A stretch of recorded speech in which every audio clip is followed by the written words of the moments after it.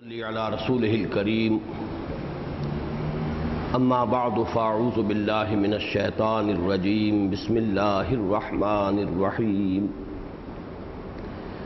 انا نحن نزلنا علیک القرآن تنزیلا فاصبر لحکم ربک ولا تطع منہم آثما او کفورا واذکر اسم ربک بکرة وأصیلا ومن اللیل فاسجد له وسبحه لیلا طویلا ان هؤلاء يحبون العاجلة ويذرون وراءهم يوما ثقيلا نحن خلقناهم وشددنا أسرهم وَإِذَا شِئْنَا بَدَّلْنَا أَمْثَالَهُمْ تَبْدِيلًا إِنَّ هَذِهِ تَذْكِرَةٌ فَمَنْ شَاءَ اتَّخَذَ إِلَىٰ رَبِّهِ سَبِيلًا وَمَا تَشَاءُونَ إِلَّا أَن يَشَاءَ اللَّهُ إِنَّ اللَّهَ كَانَ عَلِيمًا حَكِيمًا يدخل من يشاء في رحمته والظالمين أعد لهم عذابا أليما صدق الله العظيم رب اشرح لي صدري ويسر لي أمري واحلل عقدة من لساني يفقهوا قولي اللهم ربنا ألهمنا رشدنا وأعذنا من شرور أنفسنا اللهم أرنا الحق حقا وارزقنا اتباعه وأرنا الباطل باطلا وارزقنا اجتنابه اللهم وفقنا لما تحب وترضى آمین یا رب العالمین۔ ویسے تو میرا معمول ہے ابھی جو دعائیں میں نے کی ہیں اللہ سے ان میں در حقیقت استعانت ہے اللہ تعالیٰ سے کہ وہ توفیق دے، زبان کے گرہ کو بھی کھول دے، سینے کو بھی کھول دے کہ جو بات میں عرض کرنا چاہتا ہوں میں اس کو کما حق ادا کر سکوں۔ لیکن آج خاص طور پر میں نے دل کی گہرائی سے یہ دعائیں مانگی ہیں۔ اس کی وجہ یہ ہے کہ سورہ دہر کے آخر میں ایک نہایت مشکل مسئلہ جو متکلمین اسلام کے مابین بڑے بحث و نزاع کا اور بہت رد و قدح کا عنوان رہا ہے، مسئلہ جبر و قدر، بہت گمبھیر اور پروفاؤنڈ شکل میں آیا ہے۔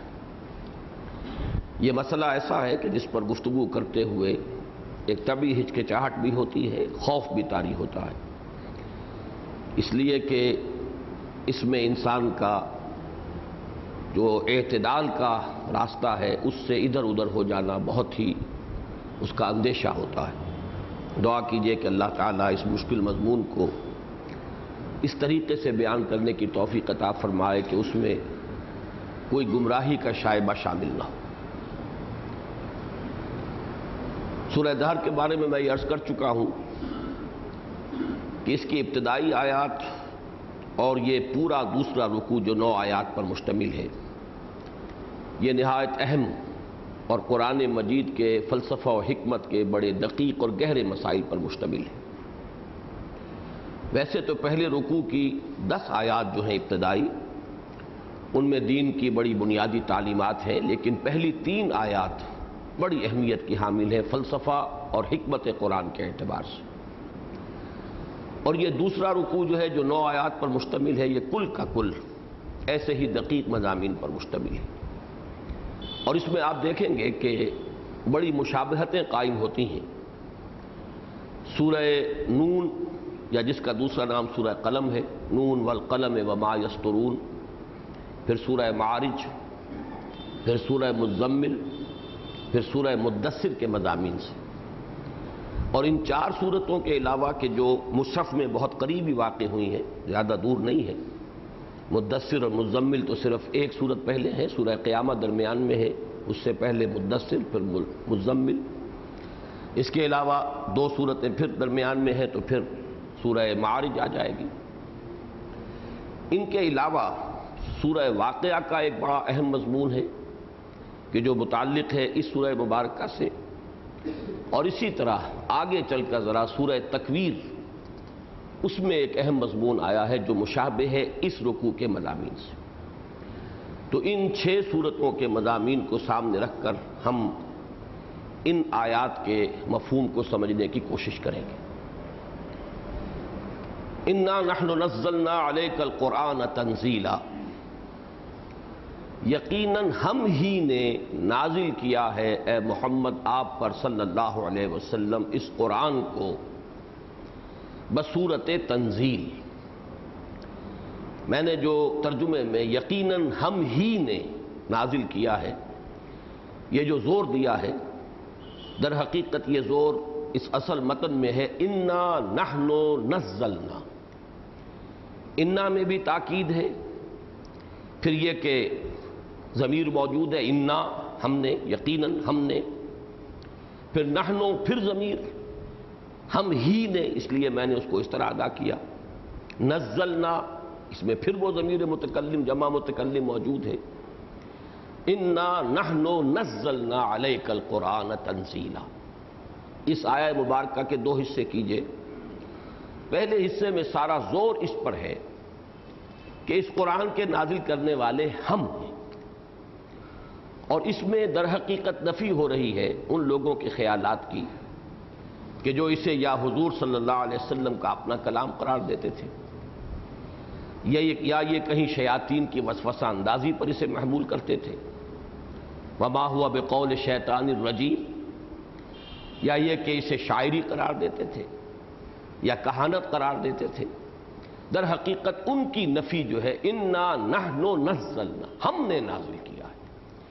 بظاہر خطاب حضور سے ہے صلی اللہ علیہ وسلم، لیکن اصل میں یہاں روح سخن جو ہے وہ ان منکرین کی طرف ہے، مخالفین کی طرف ہے، جو اس قرآن کے منزل من اللہ ہونے کی نفی کرتے تھے۔ اور جیسا کہ میں نے عرض کیا، حضور صلی اللہ علیہ وسلم کا اپنا کلام، چاہے وہ شاعری کے انداز پہ ہو، چاہے کاہن ہونے کے اعتبار سے کہانت کے طرز پر، یا پھر یہ کہ شیاطین جن کی وسوسہ اندازی، اس کی نفی ہے۔ اور اس کے لیے اگر ہم اپنے سامنے سورۃ الحاقہ کی آیات رکھیں، دوسرے رکوع کی ابتدائی آیات، فلا اقسم بما تبصرون وما لا تبصرون، تو نہیں، میں قسم کھاتا ہوں ان تمام چیزوں کی بھی جو تم دیکھتے ہو، اور ان تمام چیزوں کی بھی جنہیں تم نہیں دیکھتے۔ یہ عالم مرئی، عالم مادی، اور وہ عالم غیب یا عالم غیر مرئی، ان دونوں عالموں کی قسم کھا کر اللہ نے فرمایا انہ لقول رسول کریم، یہ کسی شیاطین جن میں سے کسی کا کلام نہیں ہے، اس کی وسوسہ اندازی، اس کا القاء یا اس کا الہام نہیں ہے۔ وما ہوا بقول شاعر، نہ ہی یہ کسی شاعر کا قول ہے۔ قلیلا ما تؤمنون، کم ہی ہے ایمان یا یقین جو تم رکھتے ہو۔ ولا بقول کاہن، نہ ہی یہ کسی کاہن کا قول ہے۔ قلیلا ما تذکرون، کم ہی ہے نصیحت جو تم اخذ کرتے ہو۔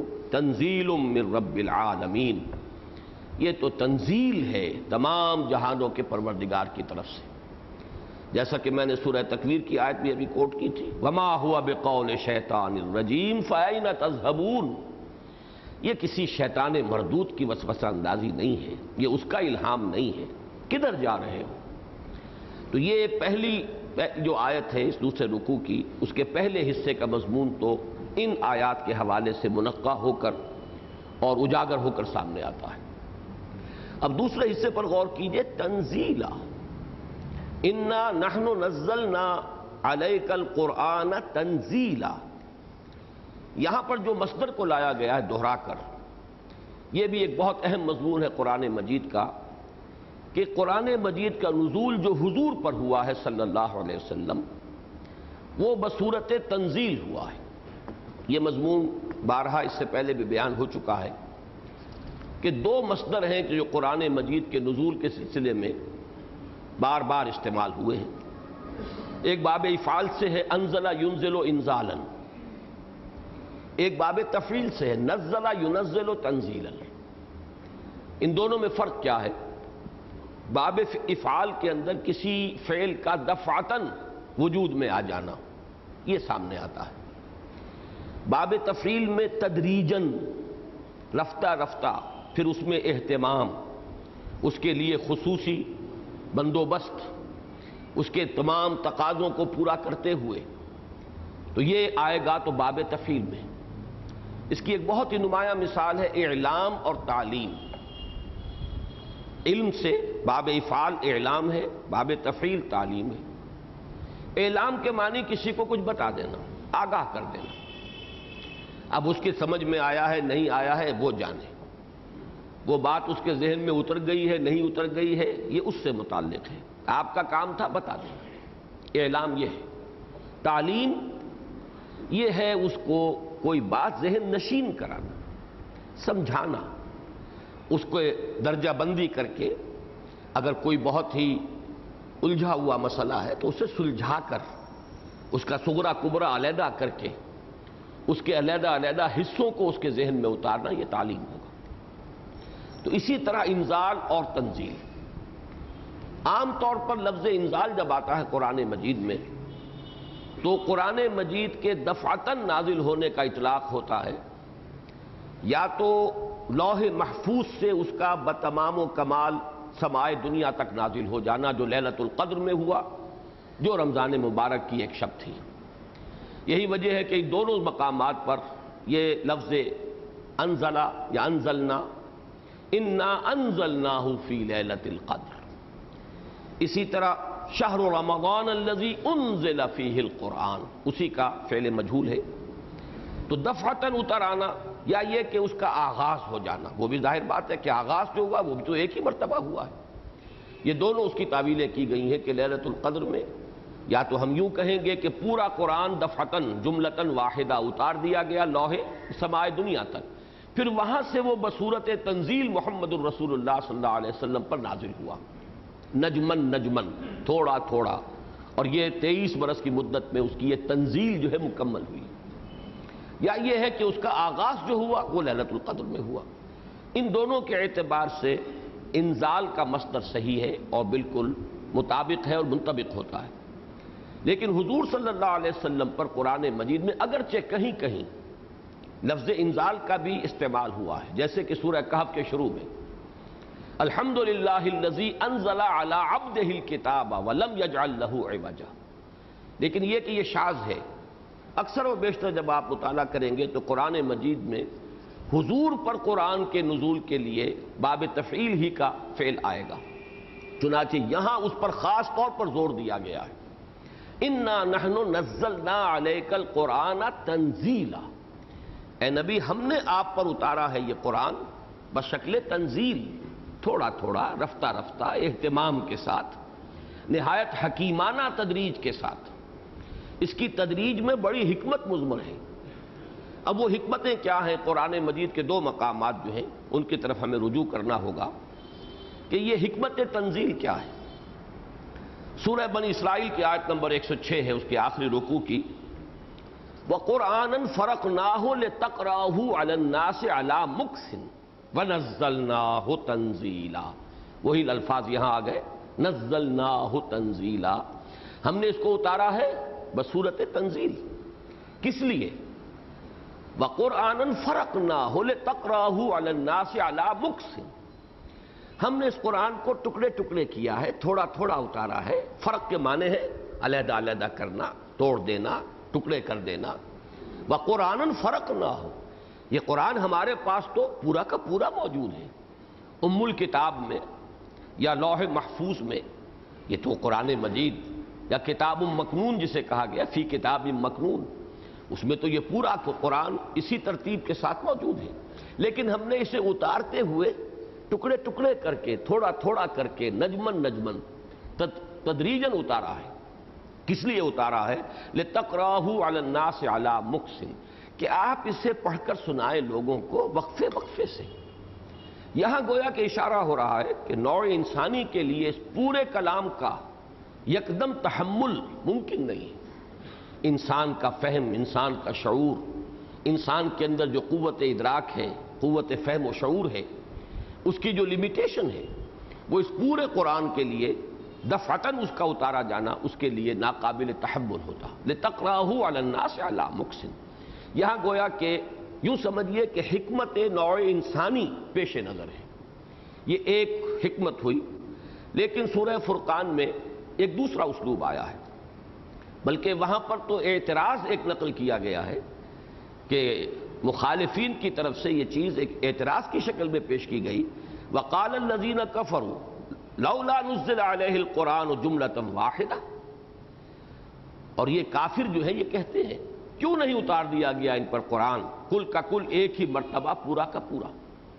اس میں جو مضمر تھا ان کا اعتراض وہ یہ تھا کہ اگر یہ اللہ کی طرف سے ہوتا تو اللہ تعالیٰ کا علم کامل ہے، محیط ہے ہر شے کو، وہ عالم ما کانا و یکون ہے، وہ تو پوری کی پوری کتاب دفعتاً جو ہے وہ اتار سکتا تھا.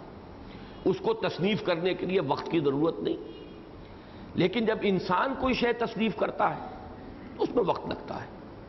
کسی شاعر کا دیوان ایک دن میں تیار نہیں ہو جاتا، وہ تو ساری عمر کی مشق ہے اور محنت ہے. پھر وہ اس میں قطع و برید کرتا ہے، پھر دیوان مرتب کرتا ہے. گویا کہ ان کی طرف سے اس اعتراض کے اندر حقیقت میں جو چیز پیش نظر تھی وہ یہ کہ یہ آپ کا اپنا کلام ہے، تبھی تو تھوڑا تھوڑا کر کے آپ اسے موضوع کر رہے ہیں، تصنیف کر رہے ہیں. جیسے کہ کوئی بھی مصنف، کوئی بھی شاعر تھوڑا تھوڑا کر کے اپنی چیزیں مرتب کرتا ہے. جواب دیا گیا کذالک، اسی طرح ہم نے اتارا ہے اس کو، یعنی تدریجاً، لنثبت بہ فؤادک، تاکہ اے نبی صلی اللہ علیہ وسلم ہم اس کے ذریعے سے آپ کے دل کو تثبیت عطا کریں. یعنی یہ صرف عام انسانوں ہی کے لیے نہیں، خود محمد الرسول اللہ صلی اللہ علیہ وسلم کی تثبیت قلبی کے لیے بھی یہی موضوع تھا. اس لیے کہ اس قرآن کی دعوت و تبلیغ، پھر وہ فرائض رسالت جو محمد الرسول اللہ صلی اللہ علیہ وسلم کے کانھوں پر جن کا بار گراں آیا تھا، وہ اتنا بوجھل کام تھا، اتنا ثقیل کام تھا. اس کے لیے قلب محمدی کو بھی ضرورت تھی علی صاحب الصلاۃ والسلام کہ اس کی تثبیت ہو، اس کو درجہ بدرجہ مضبوط کیا جائے. ہر وقت کے جو پیش آمدہ معاملات ہیں ان کی مناسبت سے ہدایات دی جائیں، اس کے حوالے سے آیات جو ہے مناسبت کے ساتھ آیات اتریں، تاکہ خود حضور صلی اللہ علیہ وسلم کے قلب مبارک کو بھی تثبیت عطا ہو جائے. کذالک لنثبت بہ فؤادک ورتلناہ ترتیلا. اسی لیے ہم نے اس کو اتارا ہے ترتیل کے ساتھ، تھوڑا تھوڑا تھوڑا تھوڑا. تو یہ دونوں چیزیں جو ہیں ان کو پیش نظر رکھیے کہ عام انسانوں کی بھی یہ جو قدرت ہے، تحمل کی جو طاقت ہے، اس کے اعتبار سے اس کا نجمن نجمن نازل ہونا، اور قلب محمدی کی تثبیت کے لیے بھی اس کا تھوڑا تھوڑا کر کے اترنا ہی حکمت خداوندی کے اندر موضوع تھا. اب ذرا میں چاہتا ہوں کہ دو مقامات اس اعتبار سے بھی آ جائیں. ویسے تو یہ کہ جیسا کہ میں عرض کر چکا ہوں، قرآن مجید کے لیے بھی، حضور پر اس کے نزول کے لیے بھی، یعنی اس انزال کا مصدر آ گیا. جیسے سورہ کہف کی میں نے آیت آپ کو ابھی سنائی، الحمدللہ الذی انزل علی عبدہ الکتاب ولم یجعل لہ عوجا. لیکن یہ کہ دو مقامات خاص طور پر نوٹ کیجئے جس میں قرآن کا تقابل جو سابقہ کتب سماویہ ہیں ان کے ساتھ جب ایک سائملٹینیس کنٹراسٹ کی حیثیت سے آیا ہے تو وہاں یہ دو مصدر علیحدہ علیحدہ نمایاں ہو گئے. چنانچہ سورہ آل عمران کی آیت نمبر 3، نزل علیک الکتاب بالحق، اے نبی صلی اللہ علیہ وسلم آپ پر اس نے اتاری کتاب بشکل تنزیل، حق کے ساتھ. نزلہ، یہاں لفظ آیا ہے نزلہ، مصدقا لما بین یدیہ، جو تصدیق کرتے ہوئے آئی ہے یہ کتاب اس کی کہ جو اس کے سامنے ہے. وَأَنزَلَ التَّوْرَاةَ وَالْإِنْجِيلَ، اور نازل کیا تھا تورات کو اور انجیل کو. وہاں لفظ انزال کا آیا ہے. تو تقابل میں یہاں آپ دیکھ رہے ہیں کہ قرآن کے لیے تنزیل اور سابقہ کتب سماویہ کے لیے انزال. اسی کی مثال سورہ نساء کی آیت نمبر 136 میں ہے، یا ایھا الذین آمنوا آمنوا باللہ ورسولہ والکتاب الذی نزل علی رسولہ والکتاب الذی انزل من قبل. اہل ایمان ایمان لاؤ اللہ پر اور اس کے رسول پر اور اس کتاب پر بھی جو اس نے اپنے رسول محمد صلی اللہ علیہ وسلم پر نازل فرمائی. یہاں پر لفظ آیا نزل علی رسولہ، اور اس کتاب پر بھی ایمان لاؤ جو اس نے پہلے نازل کی تھی، اس کے لیے لفظ آیا وانزل والکتاب الذی انزل من قبل. تو معلوم یہ ہوا کہ قرآن مجید کے لیے خاص طور پر یہ تنزیل جو ہے یہ اس کا خاص اسلوب ہے نزول کا جس کو قرآن مجید نمایاں کرتا ہے۔ انا نحن نزلنا علیک القرآن تنزیلا فاصبر لحکم ربک ولا تطع منہم آثما او کفورا۔ یہاں پر سب سے پہلے اس آیت کے بھی ایک پہلے لفظ کو فاصبر، اسی پر اپنی نگاہ کو جمائیے، تنزیلا کے ساتھ اس کے تعلق کو جوڑتے ہوئے۔ اے نبی، ہماری حکمت کا تقاضا یہ ہے کہ ہم اس کو تھوڑا تھوڑا کر کے اتاریں، فاصبر، تو آپ صبر کیجئے۔ اس میں گویا کہ سورہ قیامہ کے مضامین کی جو ہے اس کے بین السطور میں وہ پورا مضمون، لا تحرک بہ لسانک لتعجل بہ، جلدی نہ کیجئے، صبر کیجئے۔ ہمیں معلوم ہے آپ کا شوق، آپ کا اشتیاق، آپ کی محبت قرآن کے ساتھ، آپ چاہتے ہیں کہ جلدی جلدی قرآن نازل ہو۔ وہ میں پورے حوالے دے چکا ہوں اس وقت سورہ قیامہ کی ان آیات کو پڑھتے ہوئے، وَلَا تَعْجَلْ بِالْقُرْآنِ مِنْ قَبْلِ أَنْ يُقْضَىٰ إِلَيْكَ وَحْيُهُ، جلدی نہ کیجئے اس قرآن کے لیے اس سے پہلے کہ جو اللہ کی حکمت میں اس کا وقت جو ہے، اس کی تنزیل کا جو اس کے لیے وقت معین ہے وہ پورا ہو اور اس کی تکمیل ہو جائے۔ وہ ہوگی حکمت خداوندی میں جو اس کے لیے تدریج معین ہے، اس کے مطابق۔ آپ کا شوق اپنی جگہ، آپ کی محبت اپنی جگہ، اور اس کے حوالے سے پھر یہ کہ وہ جو جلدی کا ایک مادہ ہے انسان کی طبیعت کے اندر مضمر، اس پر تفصیلی گفتگو وہاں ہو چکی ہے۔ لہذا یہاں جو لفظ جڑا ہے تنزیلا کے ساتھ فصبر، اس کے اندر یہ مفہوم خود بخود آ گیا، ذہن ادھر منتقل ہو جائے گا۔ لیکن اس آیہ مبارکہ میں یہ جو لفظ آیا ہے، اب اس کو نوٹ کیجئے، اس سے اگلے ٹکڑے کے ساتھ جوڑ کر فصبر لحکم ربک ولا تطع منہم آثما او کفورا، یہاں پر لفظ خاص طور پر آیا لحکم ربک، صبر کیجئے اپنے رب کے فیصلے کے لیے، اپنے رب کے حکم کے لیے۔ جب یہاں اس معنی میں لفظ آتا ہے صبر کے ساتھ لام، تو اس میں ایک مفہوم پیدا ہوتا ہے انتظار کیجئے، یعنی اللہ کے فیصلے کا انتظار کیجئے۔ کس فیصلے کا؟ اللہ تعالیٰ کب ان کی مہلت ختم کرتا ہے، اللہ تعالیٰ کی طرف سے آپ کے لیے خصوصی اور معجزانہ نصرت کب شروع ہوتی ہے، یہ اللہ کا اپنا فیصلہ ہے۔ اللہ تعالیٰ نے ہر قوم کے لیے ایک اجل معین کی ہے، جیسے ہر فرد کی ایک اجل ہے، ہر قوم کی ایک اجل ہے۔ اللہ تعالیٰ جب رسولوں کو بھیجتا رہا ہے تو ایک وقت معین تک کے لیے قوموں کو مہلت دیتا رہا ہے، جب وہ مہلت ختم ہوتی ہے پھر ان کے اوپر عذاب آتا ہے، پکڑ ہوتی ہے۔ لہذا آپ اس معاملے میں، جیسے کہ میں وہ آیات بھی آپ کو سنا چکا ہوں، وَلَا تَعْجَلْ عَلَيْهِمْ، اے نبی ان پر آپ جلدی نہ کیجئے، ایسا نہ کیجئے کہ آپ کے دل میں یا آپ کے ساتھیوں میں سے کسی کے دل میں یہ خیال پیدا ہو کہ کیوں نہیں ان کا حساب چکا دیا جاتا، کیوں نہیں ان کو سزا دی جاتی۔ ان کی گستاخیاں، ان کی ڈھٹائی، یہ جو استہزاء کر رہے ہیں، جس طرح میری تکذیب کر رہے ہیں، شاعر کہہ رہے ہیں، مجنون کہہ رہے ہیں، ساحر کہہ رہے ہیں، مسحور کہہ رہے ہیں، تو آخر کب تک ان کی رسی دراز کی جائے؟ اس معاملے کو ہم پر چھوڑیے، وَلَا تَعْجَلْ عَلَيْهِمْ، اور ایک جگہ آیا ہے وَلَا تَسْتَعْجِلْ لَهُمْ، آپ ان کے لیے جلدی نہ کیجئے، یہ فیصلہ ہمارا ہے، آپ اپنا فرض ادا کرتے رہیے۔ لیکن ذرا اس سے آگے چلیے، فَاصْبِرْ لِحُکْمِ رَبِّکَ، یہ خاص طور پر نوٹ کر لیجئے کہ اس میں مضمون آپ کے ذہن میں آ جانا چاہیے سورہ نون کا، فَاصْبِرْ لِحُکْمِ رَبِّکَ وَلَا تَكُنْ كَصَاحِبِ الْحُوتِ إِذْ نَادَىٰ وَهُوَ مَكْظُومٌ لَوْلَا أَن تَدَارَكَهُ نِعْمَةٌ مِّن رَّبِّهِ لَنُبِذَ بِالْعَرَاءِ وَهُوَ مَذْمُومٌ۔ اللہ اپنے رب کے فیصلے کا انتظار کیجئے اور دیکھیے اس مچھلی والے کے مانند نہ ہو جائیے، کہیں ایسا نہ ہو کہ آپ بھی وہی اجلت والا معاملہ کر بیٹھے جو مچھلی والے نے کیا تھا۔ وہ اجلت کیا تھی؟ اللہ کے آخری فیصلے کا اور حکم کا انتظار کیے بغیر حضرت یونس علیہ السلام اپنی قوم کو چھوڑ کر روانہ ہو گئے۔ رسول اپنی جگہ سے نہیں ہل سکتا، یوں سمجھیے جیسے آج کل بھی ہم جانتے ہیں کہ جو بڑے افسر ہوتے ہیں، ایگزیکٹو آفیسرز، وہ اپنی جگہ چھوڑ کر نہیں جا سکتے، ان کو جب تک کہ اوپر سے اجازت نہ ملے انہیں اپنی پلیس آف ڈیوٹی پر رہنا ہوتا ہے۔ تو رسول چونکہ اللہ کی طرف سے مامور ہوتے تھے کسی قوم کے لیے، کسی بستی کے لیے، کسی علاقے کے لیے، تو جب تک ایکسپریس پرمیشن اللہ کی طرف سے نہ آ جاتی کہ اب آپ اپنی اس قوم کو چھوڑ کر چلے جائیے، جیسے کہ فرشتوں نے حضرت لوط علیہ السلام سے کہا اب آپ روانہ ہو جائیے، اور اپنے جیسے کہ فَاسْرِ بِعِبَادِی اِنَّهُم مُّتَّبَعُونَ، یہ الفاظ بھی آئے ہیں، میرے بندوں کو لے کر نکل جائیے، اب جو ہے پیچھا تو کیا جائے گا۔ اسی طریقے سے ان سے کہا گیا تھا نکل جائیے، ولا یلتفت منکم احد، اب مت دیکھیے پیچھے کی طرف، کوئی التفات نہ کرے۔ تو معلوم یہ ہوا جیسے حضرت موسیٰ سے کہا تھا فَاسْرِ بِعِبَادِي إِنَّكُمْ مُتَّبَعُونَ، تو ہجرت رسول نہیں کر سکتا جب تک کہ اذن رب اور حکم رب نہ آ جائے۔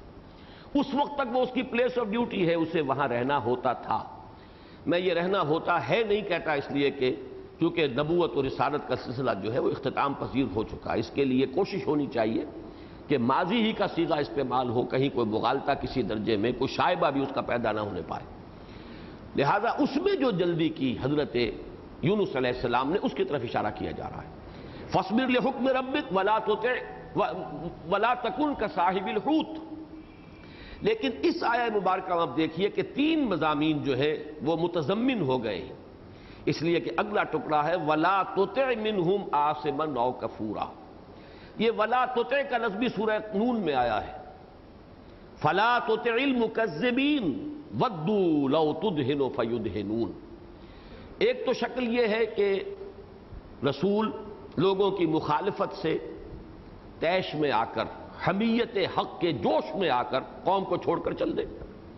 ایک تو شکل یہ ہو سکتی ہے جو حضرت یونس علیہ السلام سے ہو گئی، اور پھر آپ کو معلوم ہے ان کی گرفت ہوئی، مچھلی کے پیٹ میں رہے، وہاں انہوں نے وہ مشہور آیت لا الہ الا انت سبحانک انی کنت من الظالمین قرآن مجید میں وضاحت کے ساتھ ہے۔ پھر یہ کہ اللہ تعالیٰ نے جو سورہ نون میں بھی آیا ہے کہ پروردگار نے پھر ان کی طرف توجہ اور عنایت مبذول فرمائی اور پھر انہیں اپنے صالح بندوں میں شامل کر لیا۔ لیکن یہ کہ دوسرا ایک طرز عمل کیا ہوتا ہے اس کو بھی نوٹ کیجئے۔ اگر مخالفت اور معاندین کی سرگرمی کی وجہ سے کہیں پائے صبر کے اندر کہیں لغزش آ جائے تو لغزش کی 2 شکلیں ممکن ہوئی۔ ایک تو یہ کہ اللہ کا حکم آنے سے پہلے وہ جوش حمیت میں اور اس میں طیش میں آ کر قوم کو چھوڑ کر رسول روانہ ہو جائے، وہ تو غلطی ہوئی وہ کہ جو حضرت یونس علیہ السلام سے ہوئی۔ ایک یہ ہوتا ہے کہ دباؤ میں آ کر مصالحت اور مداہنت پر آمادہ ہو جایا جائے۔ یہ لوگ اگر کل حق کو نہیں مانتے تو چلیے کچھ مان لیں، کچھ لے دے کر معاملہ کر لیا جائے، مصالحانہ کو روش اختیار کر لی جائے۔ اگر یہ بھی تنے رہے ہم بھی تنے رہے تو یہ تو رسی ٹوٹ کر رہے گی، اس سے تو کوئی خیر وجود میں نہیں آئے گا۔ یہ وہ چیز ہے کہ نہ صرف یہ کہ نفس انسانی میں اس کا داعیہ پیدا ہونے کا اندیشہ ہے، بلکہ اس کی طرف پوری کوشش ہوتی ہے اہل کفر کی طرف سے۔ اہل کفر میں جیسا کہ میں نے بارہا عرض کیا ہے، ایسے بھی لوگ ہوتے ہیں کہ جو تل جاتے ہیں ہر قیمت پر، ہر چہ باد آباد، جیسے کہ صاحب ایمان کی کیفیت ہوتی ہے کہ ہر چہ باد آباد ماں کشتی درا بنداختے، اب جو ہو سو ہو، ہم آخری فیصلے تک جانے کے لیے تیار ہیں۔ ہم نے اپنی کشتی دریا میں ڈال دی ہے، اب یہ تیرے گی تو ہم تیریں گے، یہ ڈوبے گی تو 60 ڈوبے گی۔ اسی طرح کچھ لوگ کفر پر اسی طرح جم جاتے ہیں کہ ہر چہ باد آباد اب ہم اپنے کفر اور اپنے باطل عقائد کا دفاع کریں گے چاہے جانیں دینی پڑے، جیسے کہ ابو جہل کا کردار ہے۔ لیکن کچھ لوگ ہوتے ہیں بین بین کے، سورہ نون میں خاص طور پر اس کا تذکرہ ہے۔ ولید بن مغیرہ اس کی ایک بہت بڑی مثال ہے۔ یہ وہ شخص تھا کہ جو ایمان کے بہت قریب آ گیا، اس نے تمام باتوں کا انکار کیا۔ تم کہتے ہو یہ قول کاہن ہے، یہ قول کاہن نہیں ہے، اس لیے کہ میری تو بڑے کاہنوں سے تعلقات ہیں، میں جانتا ہوں، کاہنوں کے کلام کو پہچانتا ہوں، یہ کلام جو محمد پیش کر رہے ہیں یہ کاہنوں والا کلام تو نہیں۔ اور تم کہتے ہو شاعر ہے، یہ شعر نہیں ہے، میں شعر شناس ہوں، شعر فہم ہوں، میں سب جانتا ہوں، شعر کی خوبیاں، اس کے نقائص میں پرکھ سکتا ہوں، میں تنقید کر سکتا ہوں، یہ شاعری نہیں ہے۔ اب یہ لوگوں نے محسوس کیا اور ایک خدشہ ہوا کہ گیا ہاتھ سے یہ تو، اب یہ تو گویا کہ ایمان کے بہت قریب آ گیا ہے۔ یہ سورہ مدثر اور سورہ نون میں آپ کو معلوم ہے کہ تفصیلاً کیسا نقشہ کھینچا گیا ہے۔ سورہ مدثر میں تو پوری تصویر لفظی ہے کہ کس طرح پھر اس نے قدرا فقتل کیف قدرا ثم نظر ثم عبس وبصر ثم ادبر واستكبر فقال ان هذا الا سحر يؤثر ان هذا الا قول البشر۔ پھر یہ کہ چونکہ وہ اندر مصلحت بینی تھی اس کی وجہ سے اس نے کہا کہ یہ ہاں جادو ہے، جو جادو چلا آ رہا ہے۔ یہ قریب ترین بات بھی بنتی تھی کہ جو جادو کا اثر ہے تو جادو اثر تو یہ کلام تھا کہ یہ کلام جس کے کان میں پڑ جاتا تھا اس سے اس کی ایک مٹھاس کا احساس ہوتا تھا، کہیں دل میں اتر گیا تو اس کا یوں سمجھیے کہ زندگی تبدیل ہو جاتی تھی۔ بہرحال یہی ولید بن مغیرہ ہے کہ جس نے پھر سر توڑ کوشش کی ہے حضور کو اس پر آمادہ کرنے کی کہ کچھ مصالحت کر لو، اپنی قوم کے ساتھ جھگڑا نہ کرو۔ دوسرا نام اس میں جو آیا ہے خاص طور پہ اس سورہ کی تفاسیر میں، وہ عتبہ ابن ربیعہ کا بھی ہے۔ عتبہ بھی اس اعتبار سے وہاں کے نسبتاً شریف لوگوں میں سے تھا۔ یہ وہ شخص ہے جس نے کہ غزوہ بدر سے پہلے بھی روکا ہے لوگوں کو، وہ کفار مکہ کو، کہ خام خواب چڑھائی کر کے جانے کی مدینے کی طرف مت سوچو، اس لیے کہ اب یوں سمجھیے اس کے الفاظ میں گویا کہ تعبیر کر رہا ہوں اس کے خیالات کی، کہ ہمارے سر سے بلا ٹل گئی، محمد اور اس کے ساتھی یہاں سے چلے گئے، اب محمد کو حوالے کر دو اہل عرب کے، یعنی بقیہ جو عرب ہیں، اب ان سے کشمکش ہوگی، ہمارے گھر سے تو یہ کشمکش اب رفع ہو گئی، چلی گئی، اب اگر عرب غالب آ جائیں محمد پر اور اسے ختم کر دیں صلی اللہ علیہ وسلم تو جو تم چاہتے ہو وہ ہو جائے گا، لیکن یہ کہ تمہاری تلواریں اپنے بھائیوں کے خون میں رنگین نہیں ہوگی، اس سے بچ جاؤ گے، اور اگر محمد غالب آ جاتے ہیں عرب پر تو بھی اپنا کون سا گھاٹا ہے، اپنا ہی آدمی ہے نا، اپنی حکومت قائم ہو جائے گی پورے عرب پر۔ تو وہ اس معنی میں جس کو آپ کہیں گے ورلڈلی وائز، دنیاوی اعتبار سے بڑا دور اندیش، معاملہ فہم، عین بدر کی جو جنگ ہوئی ہے تو اس سے پہلے کی رات اس وقت بھی اس نے کوشش کی ابو جہل سے آ کر، اور اس نے کہا ہے کہ دیکھو ہمارا قافلہ جس کو بچانے کے لیے ہم آئے تھے وہ تو پہنچ گیا، نکل گیا، اب جنگ کی کیا ضرورت ہے۔ تو ابو جہل نے پھر دو کام کیے، ایک تو تانا دیا عتبہ ابن ربیعہ کو کہ یوں کیوں نہیں کہتے کہ بیٹے کو سامنے دیکھ کر تمہاری ہمت جواب دے رہی ہے، اس لیے کہ حذیفہ ابن عتبہ رضی اللہ تعالی عنہ وہ حضور کے ساتھیوں میں سے تھے، حضرت حذیفہ بیٹے تھے اس کے۔ اور دوسرا اس نے یہ کیا کہ جو وہ مقتول تھا مشرک مکے کا، کہ جو وہاں ان مسلمانوں کے ہاتھوں وادی نخلہ میں قتل ہو گیا تھا، اس کے بھائی کو بلایا کہ دیکھو تمہارے بھائی کا خون جو ہے اور انتقام اور بدلہ جو ہے وہ اب تمہارے سامنے آیا ہوا بھی جانے والا ہے، اس لیے کہ یہ عتبہ جو ہے یہ تو کہہ رہا ہے کہ جنگ نہ کی جائے۔ اس نے فوراً کپڑے پھاڑے اور وہ جاہلی جو پکار تھی وہ بلند کی، تو وہ پھر اس سے تو خون جو ہے جوش میں آ جاتا ہے۔ عتبہ نے بھی پھر اس تانے کا جواب وہی دیا جو اس جاہلیت کے جوش میں دینا چاہیے تھا اسے، کہ کل معلوم ہو جائے گا بزدل کون ہے۔ تو معلوم یہ ہوا کہ وہ اس کے اندر جو بھی اس کی کوئی شجاعت تھی وہ بھی بھڑک اٹھی۔ بہرحال یہ دو افراد ہیں جن کا نام لیا گیا ہے، اور یہ عاصمن اور کفورہ کے ضمن میں نوٹ کر لیجئے کہ عاصم کہتے ہیں گناہگار کو، کفور کفران نعمت سے، اور یہ مبالغے کا صیغہ ہے۔ ان میں ایک بات تو یہ کہ مفسرین نے یہ بات کہی ہے کہ عاصم اور کفور ان میں زیادہ اشد جو ہے وہ کفور ہے، اس لیے کہ ایک تو یہ باطنی اور نفسیاتی کیفیت ہے جو اصل اہمیت والی ہوتی ہے بنیادی انسانی شخصیت کے اندر، اس کی باطنی کیفیت۔ عاصم ہونا جو ہے وہ عمل سے متعلق گناہگاری ہے۔ پھر یہ کہ عاصم آیا ہے، اسیم نہیں آیا، یہ فاعل کے وزن پر، اور کفور جو ہے یہ مبالغے کا صیغہ ہے۔ اب یہ کہ اس کے بارے میں ایک رائے تو یہ کہ یہ عام الفاظ ہیں، تعویل عام جب بھی کی جائے گی تو اس میں تو عام ہی الفاظ کے سامنے پیش نظر رکھا جائے گا، الاعتبار لعموم اللفظ لا لخصوص السبب۔ لیکن یہ کہ اس وقت جب یہ کلام نازل ہو رہا تھا تو یہ بات بڑی وزنی معلوم ہوتی ہے کہ کچھ نہ کچھ لوگ معین تھے کہ جو ان کے یوں سمجھیے کہ مصداق بن رہے تھے، اور یہ الفاظ اشارہ کر دیتے تھے کس کی بات ہو رہی ہے۔ جیسے ولید بن مغیرہ کی بات آئی کہ اس کے بارے میں جو الفاظ آئے، فلا تطع المکذبین ودوا لو تدہن فیدہنون ولا تطع کل حلاف مہین ہماز مشاء بنمیم مناع للخیر معتد اثیم عتل بعد ذلک زنیم ان کان ذا مال وبنین۔ اب یہ الفاظ جو ہے اس قدر تفصیل سے کردار نگاری کر دی گئی، پورا کریکٹر بیان کر دیا گیا، تو کیسے ممکن تھا کہ مکے میں سمجھ نہ لیا جاتا کہ یہ کس شخص کی طرف اشارہ کیا جا رہا ہے۔ اسی طرح سورہ مدثر میں جو پورا واقعہ فَقُتِلَ كَيْفَ قَدَّرَ ثُمَّ قُتِلَ كَيْفَ قَدَّرَ ثُمَّ نَظَرَ ثُمَّ عَبَسَ وَبَصَرَ ثُمَّ أَدْبَرَ وَاسْتَكْبَرَ فَقَالَ إِنْ هَذَا إِلَّا سِحْرٌ يُؤْثَرُ إِنْ هَذَا إِلَّا قَوْلُ الْبَشَرِ۔ پورا واقعہ جس تفصیل کے ساتھ آیا ہے، تو جو واقعہ پیش آیا تھا سب نے سمجھ لیا کس کا ذکر ہو رہا ہے۔ قرآن مجید میں نام نہیں ہے، نہ سورہ قلم میں ہے نہ سورہ مدثر میں۔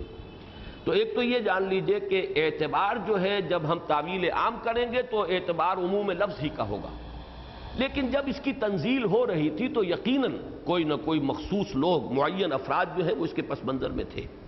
اب اس میں ایک رائے تو یہ دی گئی ہے کہ عاصم اور کفور یہ دونوں الفاظ جو ہیں ایک ہی شخص کے لیے ہے اور وہ ابو جہل ہے۔ مجھے اس سے اتفاق نہیں ہے، دوسری رائے سے اتفاق ہے، اور وہ یہ کہ عاصم سے مراد یہاں ولید بن مغیرہ ہے اور کفور سے مراد یہاں عتبہ ابن ربیعہ ہے۔ اور یہاں پر او کا کلمہ جو آیا اس پر بھی بحث کی گئی ہے کہ واو کیوں نہیں آیا، واو عطف کیوں نہیں آیا، اور اس میں بڑا بلاغت کا ایک معاملہ بیان کیا گیا، نکتہ کہ اگر واو ہوتا تو اس میں ایک امکان تھا دونوں کو جمع کر کے، گویا کہ ان دونوں کی مشترک بات ماننا تو حضور کے لیے ممنوع ہو جاتا، لیکن علیحدہ علیحدہ کسی ایک کی بات مان لینا جو ہے یہ نہیں جو ہے اس کو کور نہ کرتی۔ عاصمن او کفورا، اس کے اندر عموم آ گیا ہے، ان میں سے کسی کی بات نہ سنیے، کسی کی بات کی طرف دھیان نہ دیجیے، اس لیے کہ یہ تو آپ کو آمادہ کریں گے۔ ایک روایت بھی اس جگہ پر بیان کی گئی ہے کہ ولید بن مغیرہ نے کہا کہ محمد صلی اللہ علیہ وسلم اپنی قوم کے ساتھ مصالحت کرو، یہ جھگڑا جو تم نے شروع کرا دیا ہے، گھر گھر جو ہے میدان جنگ بن گیا، اس کو ختم کرو، اور دیکھو تمہیں جتنی دولت درکار ہے، تمہیں معلوم ہے میرے پاس کتنی دولت ہے، جتنا مال چاہو میں تمہیں دے دوں گا۔ عتبہ ابن ربیعہ نے کہا وہی بات، آمادہ کرنا اس مصالحت پر، مداہنت پر، ودو لو تدہنوا فیدہنون، اے نبی یہ تو چاہتے ہیں کسی طرح آپ ڈھیلے پڑے، کچھ نرمی اختیار کریں تو یہ بھی ڈھیلے پڑ جائیں گے، نرمی اختیار کر لیں گے۔ گیو اینڈ ٹیک والی بات ہے کہ کسی طریقے سے کچھ لے دے کر مصالحہ کیجئے تاکہ جھگڑا ختم ہو، مصالحت ہونی چاہیے۔ یہ جنگ جو ہے، یہ جنگ اس طریقے سے جاری رہے گی تو آخر آپ سوچئے یہ بات کس قدر وزنی ہے، ویسے بھی آپ غور کیجئے۔ A house divided amongst itself must فال۔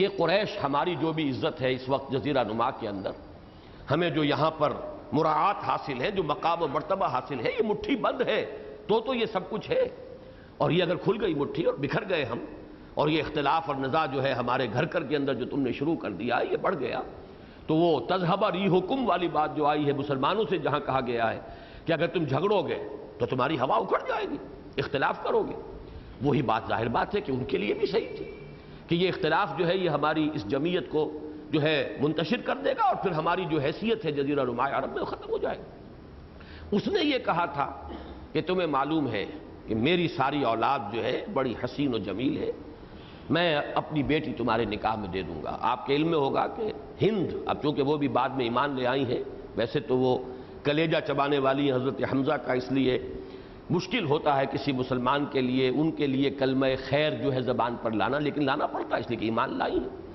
اور وہ چاہے فتح مکہ کے بعد ہی ایمان لائی ہے۔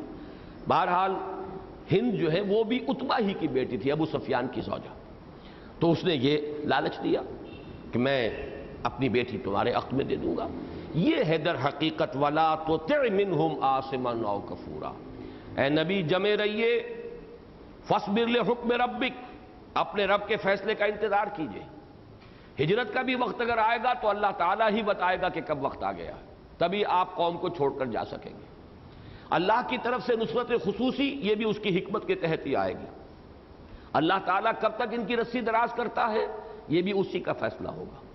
پھر یہ کہ آپ کہیں دام ہمنگ زمین میں کہیں گرفتار نہ ہو جائیں، ان کی مصالحانہ کوششیں جو ہیں کہیں آپ کو آمادہ نہ کر دیں کہ کچھ نرمی آپ بھی پیدا کر لیں اپنے موقف میں۔ یہ بات اتنی اہم ہے، آپ کو اندازہ ہے کہ سورہ نون جو ہے وہ بہت ابتدائی صورتوں میں سے ہے جو نازل ہوئی ہے، اور اس کی وہ ابتدائی آیات میں شامل ہے فَلَا تُطِعِ الْمُكَذِّبِينَ وَدُّوا لَوْ تُدْهِنُ فَيُدْهِنُونَ۔ یہی بات بار بار میں بعد میں آئی ہے، بار بار آئی ہے۔ چنانچہ لن ترضى عنك اليهود ولا النصارى حتى تتبع ملتهم، اے نبی یہ یہود اور نصارہ جو ہیں ہرگز آپ سے راضی نہیں ہوں گے جب تک کہ آپ ان کی ملت کی پیروی نہیں کریں۔ لہذا آپ بالکل اس طرف سے اپنے ذہن ہی کو ہٹا لیجئے کہ کون مان رہا کون نہیں مان رہا، نہیں مانتا ہے تو دفع ہو، جو مانتا ہے جتنے بھی لوگ ہیں جو مانتے ہیں، چاہے وہ کوئی ہیں غلاموں کے طبقوں میں سے ہیں، کمزور ہیں، آپ کے معاشرے کے گرے پڑے طبقات میں، انہیں سینے سے لگائی ہے۔ وَاصْبِرْ نَفْسَكَ مَعَ الَّذِينَ يَدْعُونَ رَبَّهُمْ بِالْغَدَاةِ وَالْعَشِيِّ يُرِيدُونَ وَجْهَهُ وَلَا تَعْدُ عَيْنَاكَ عَنْهُمْ تُرِيدُ زِينَةَ الْحَيَاةِ الدُّنْيَا وَلَا تُطِعْ مَنْ أَغْفَلْنَا قَلْبَهُ عَنْ ذِكْرِنَا وَاتَّبَعَ هَوَاهُ وَكَانَ أَمْرُهُ فُرُطًا۔ اپنے آپ کو تھامے رکھیے، ان کو غنیمت سمجھیے، ان کی رفاقت کو، یہ اللہ کا عطیہ ہے، اللہ نے ان کو پسند کیا ہے، انہیں چن لیا ہے، انہیں ایمان کی سعادت اور توفیق عطا فرمائی ہے۔ وَاصْبِرْ نَفْسَكَ مَعَ الَّذِينَ يَدْعُونَ رَبَّهُمْ بِالْغَدَاةِ وَالْعَشِيِّ، یہ جو صبح و شام اپنے رب کو پکارتے ہیں، یریدون وجہہ، صرف اس کی رضا کے طالب، ان سے نگاہوں کو ہٹا کر ادھر آپ کی نگاہیں نہ جائیں. وَلَا تَعْدُ عَيْنَاكَ عَنْهُمْ تُرِيدُ زِينَةَ الْحَيَاةِ الدُّنْيَا. یہ زینت حیات دنیاوی جن کو ہم نے دے رکھی ہے ان کی طرف آپ کی نگاہیں نہ اٹھیں. ان سے آپ اپنی توجہ کو ہٹا کر ان کی طرف توجہ کو مرتکز نہ کیجیے. یہ مضمون جو ہے اس گویا کہ اس ایک آیت میں یہ تینوں مضامین جمع ہو گئے. فاصبر، ایک تو اس بات پر کہ تنزیل کا جو تقاضا ہے، قرآن مجید کے نزول میں جو تدریج ہماری حکمت کے تحت ہے اس کو بھی برداشت کیجیے، اس میں بھی صبر کی ضرورت ہے. فاصبر لحکم ربک، اپنے رب کے فیصلے کا انتظار کیجیے. وہ فیصلہ یہ کہ کب نصرت خصوصی آتی ہے، کب ان کی مہلت ختم ہوتی ہے، یا کب آپ کو ہجرت کی اجازت ملتی ہے. اور تیسری چیز وَلَا تُطِعْ مِنْهُمْ آثِمًا أَوْ كَفُورًا، مخالفین کی مخالفت کی شدت سے متاثر ہو کر کسی مصالحت اور مداہنت پر آمادگی کا کوئی مادہ آپ کے دل میں پیدا نہ ہو جائے. اب یہ وَلَا تُطِعْ کو ایک اور سمجھ لیجئے. تُطِعْ کے معنی اطاعت کے بھی ہیں، لیکن تُطِعْ جو ہے اطاعت، ایک تو ہے کسی کا حکم ماننا، بالفعل کسی کے حکم پر عمل کر لینا، یہ اطاعت کی آخری شکل ہے. اطاعت تو سے بنا ہے، دلی آمادگی. تو جب کسی کی بات کو آپ دلی آمادگی سے سنتے ہیں، یہ بھی اطاعت کا پہلا قدم ہے، جسے آپ کہتے ہیں ٹو لینڈ این ایئر، کسی کی بات کو توجہ سے سننا، دلی آمادگی کے ساتھ کسی کی بات کو سن لینا بھی، یہ بھی در حقیقت اطاعت ہے. کسی کا حکم کے درجے میں نہ ہو، مشورے کے درجے میں ہو کوئی بات، اس کو مان لینا یہ بھی اطاعت ہے. پھر یہ کہ آخری درجے میں یہ کہ کسی کا حکم ہو اور تحکمانہ انداز میں کوئی بات کہی جا رہی ہو، اس کو مان لینا یہ بھی اطاعت ہے. تو اطاعت جو ہے وہ صرف کسی کے حکم کے ماننے کو نہیں کہتے، کسی کے مشورے کو قبول کرنے کو بھی کہتے ہیں، اور اس سے بھی نیچے اتر کر کسی کی بات کو دلی آمادگی سے سن لینے پر بھی اس کا اطلاق ہو جائے گا. تو معلوم یہ ہوا وَلَا تُطِعْ مِنْهُمْ آثِمًا أَوْ كَفُورًا، آپ ان میں سے کسی بھی اسیم کا لفظ جو ہے میرے نزدیک جیسے کہ سورہ نون میں آیا ہے، یہاں پر آثمًا آیا ہے، اور کفور کا لفظ آیا ہے، یہ عتبہ ابن ربیعہ کے لیے. اس کے حوالے سے میں ایک بات آپ کو آج بتا دینا چاہتا ہوں. مجھے معلوم ہوا کہ ہمارے بعض رفقا جو ہیں ان کو کچھ اشکال ہوا ہے ایک حدیث قدسی سے.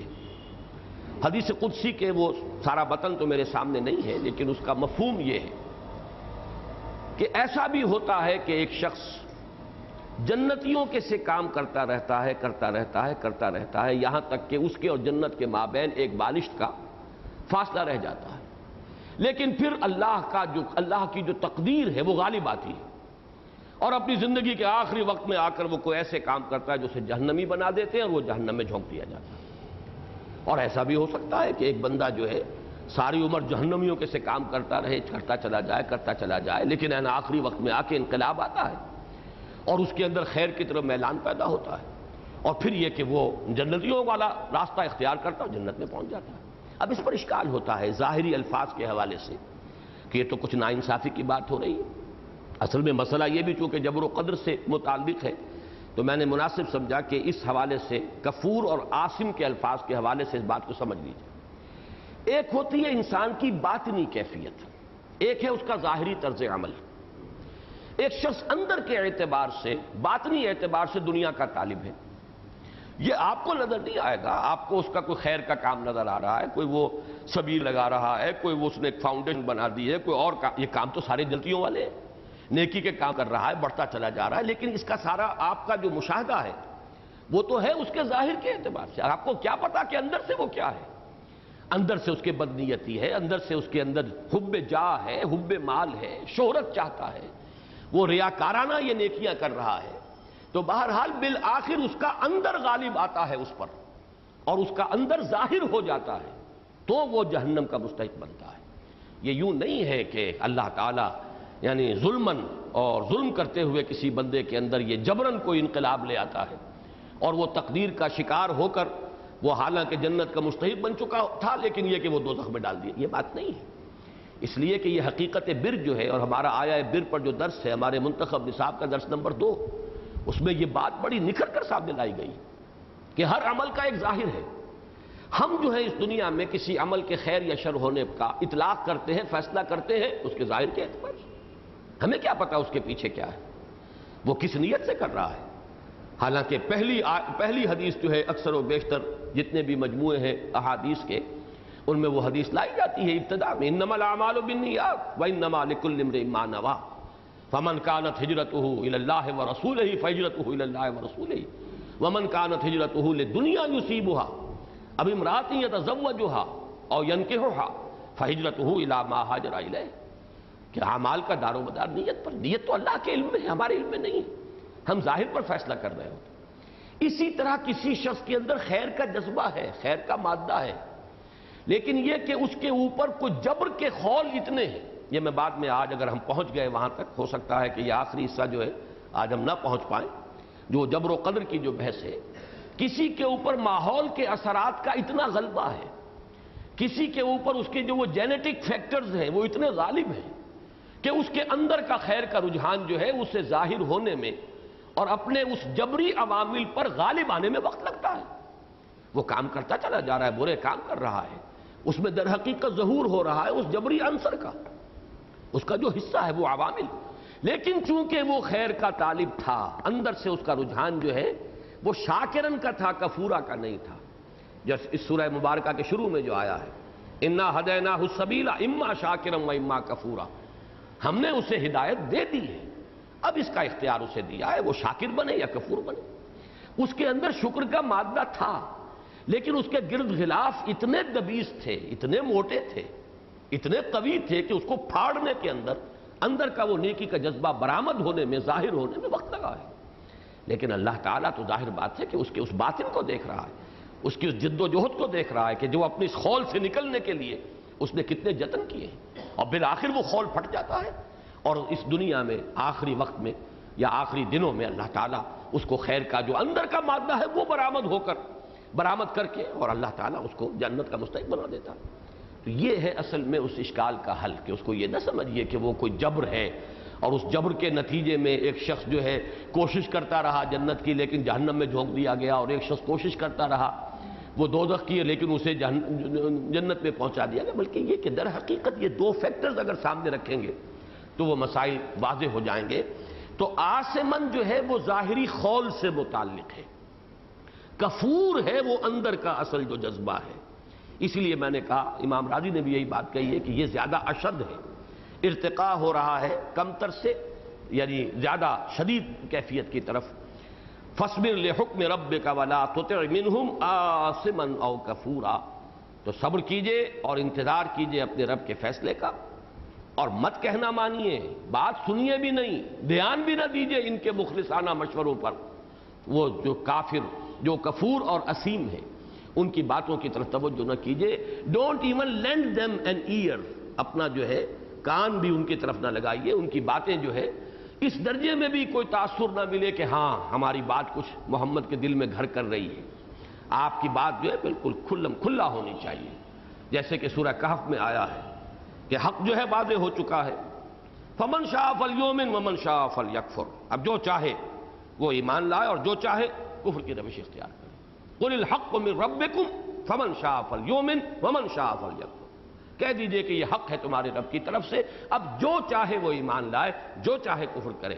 مجھ سے یہ امید نہ رکھے کہ میں حق و باطل کے مابین کوئی امتزاج، کوئی مداہنت باطل کے ساتھ کسی درجے میں لے دے کر کوئی تم سے مصالحت کرنے کے لیے آمادہ ہو جاؤں گا، اس کی کوئی توقع مجھ سے نہ رکھو۔ باطل دوئی پسند ہے حق لا شریک ہے، شرکت میں یا نئے حق و باطل نہ کر قبول، بڑا پیارا شعر ہے۔ باطل تو چاہتا، باطل دوئی پسند ہے۔ میں نے یہ بات بارہا واضح کی ہے کہ باطل تو اپنے وجود کے لیے حق کے کسی نہ کسی جز کا محتاج ہے، باطل محض کا وجود ہو ہی نہیں سکتا۔ جیسے وہ جو آکاش بیل، جو بیلیں ہوتی ہیں جو درختوں کو چوس جاتی ہیں، لیکن وہ خود تو اوپر نہیں چڑھ سکتے، درخت کے اوپر چڑھیں گی۔ اسی طریقے سے باطل جو ہے اس کا کوئی وجود نہیں، اسے حق کا کوئی جز لے کر اس کے اوپر چڑھنا ہوتا ہے، اس کو کھڑے ہونے کے لیے کوئی نہ کوئی حق کا جو ہے عنصر جو ہے اختیار کرنا پڑتا ہے، تب باطل کا وجود ہوتا ہے، باطل محض کا وجود نہیں۔ تو باطل دوئی پسند ہے، باطل تو اپنی یوں سمجھیے کہ نیچر کے اعتبار سے دوئی چاہتا ہے، اس کا تو وجود ہی نہیں ہے بغیر دوئی کے، جب تک کہ حق کا کوئی نہ کوئی عنصر جو ہے وہ اپنے اندر شامل نہ کرے۔ حق لا شریک ہے، شرکت میں آ نئے حق و باطل نہ کر قبول۔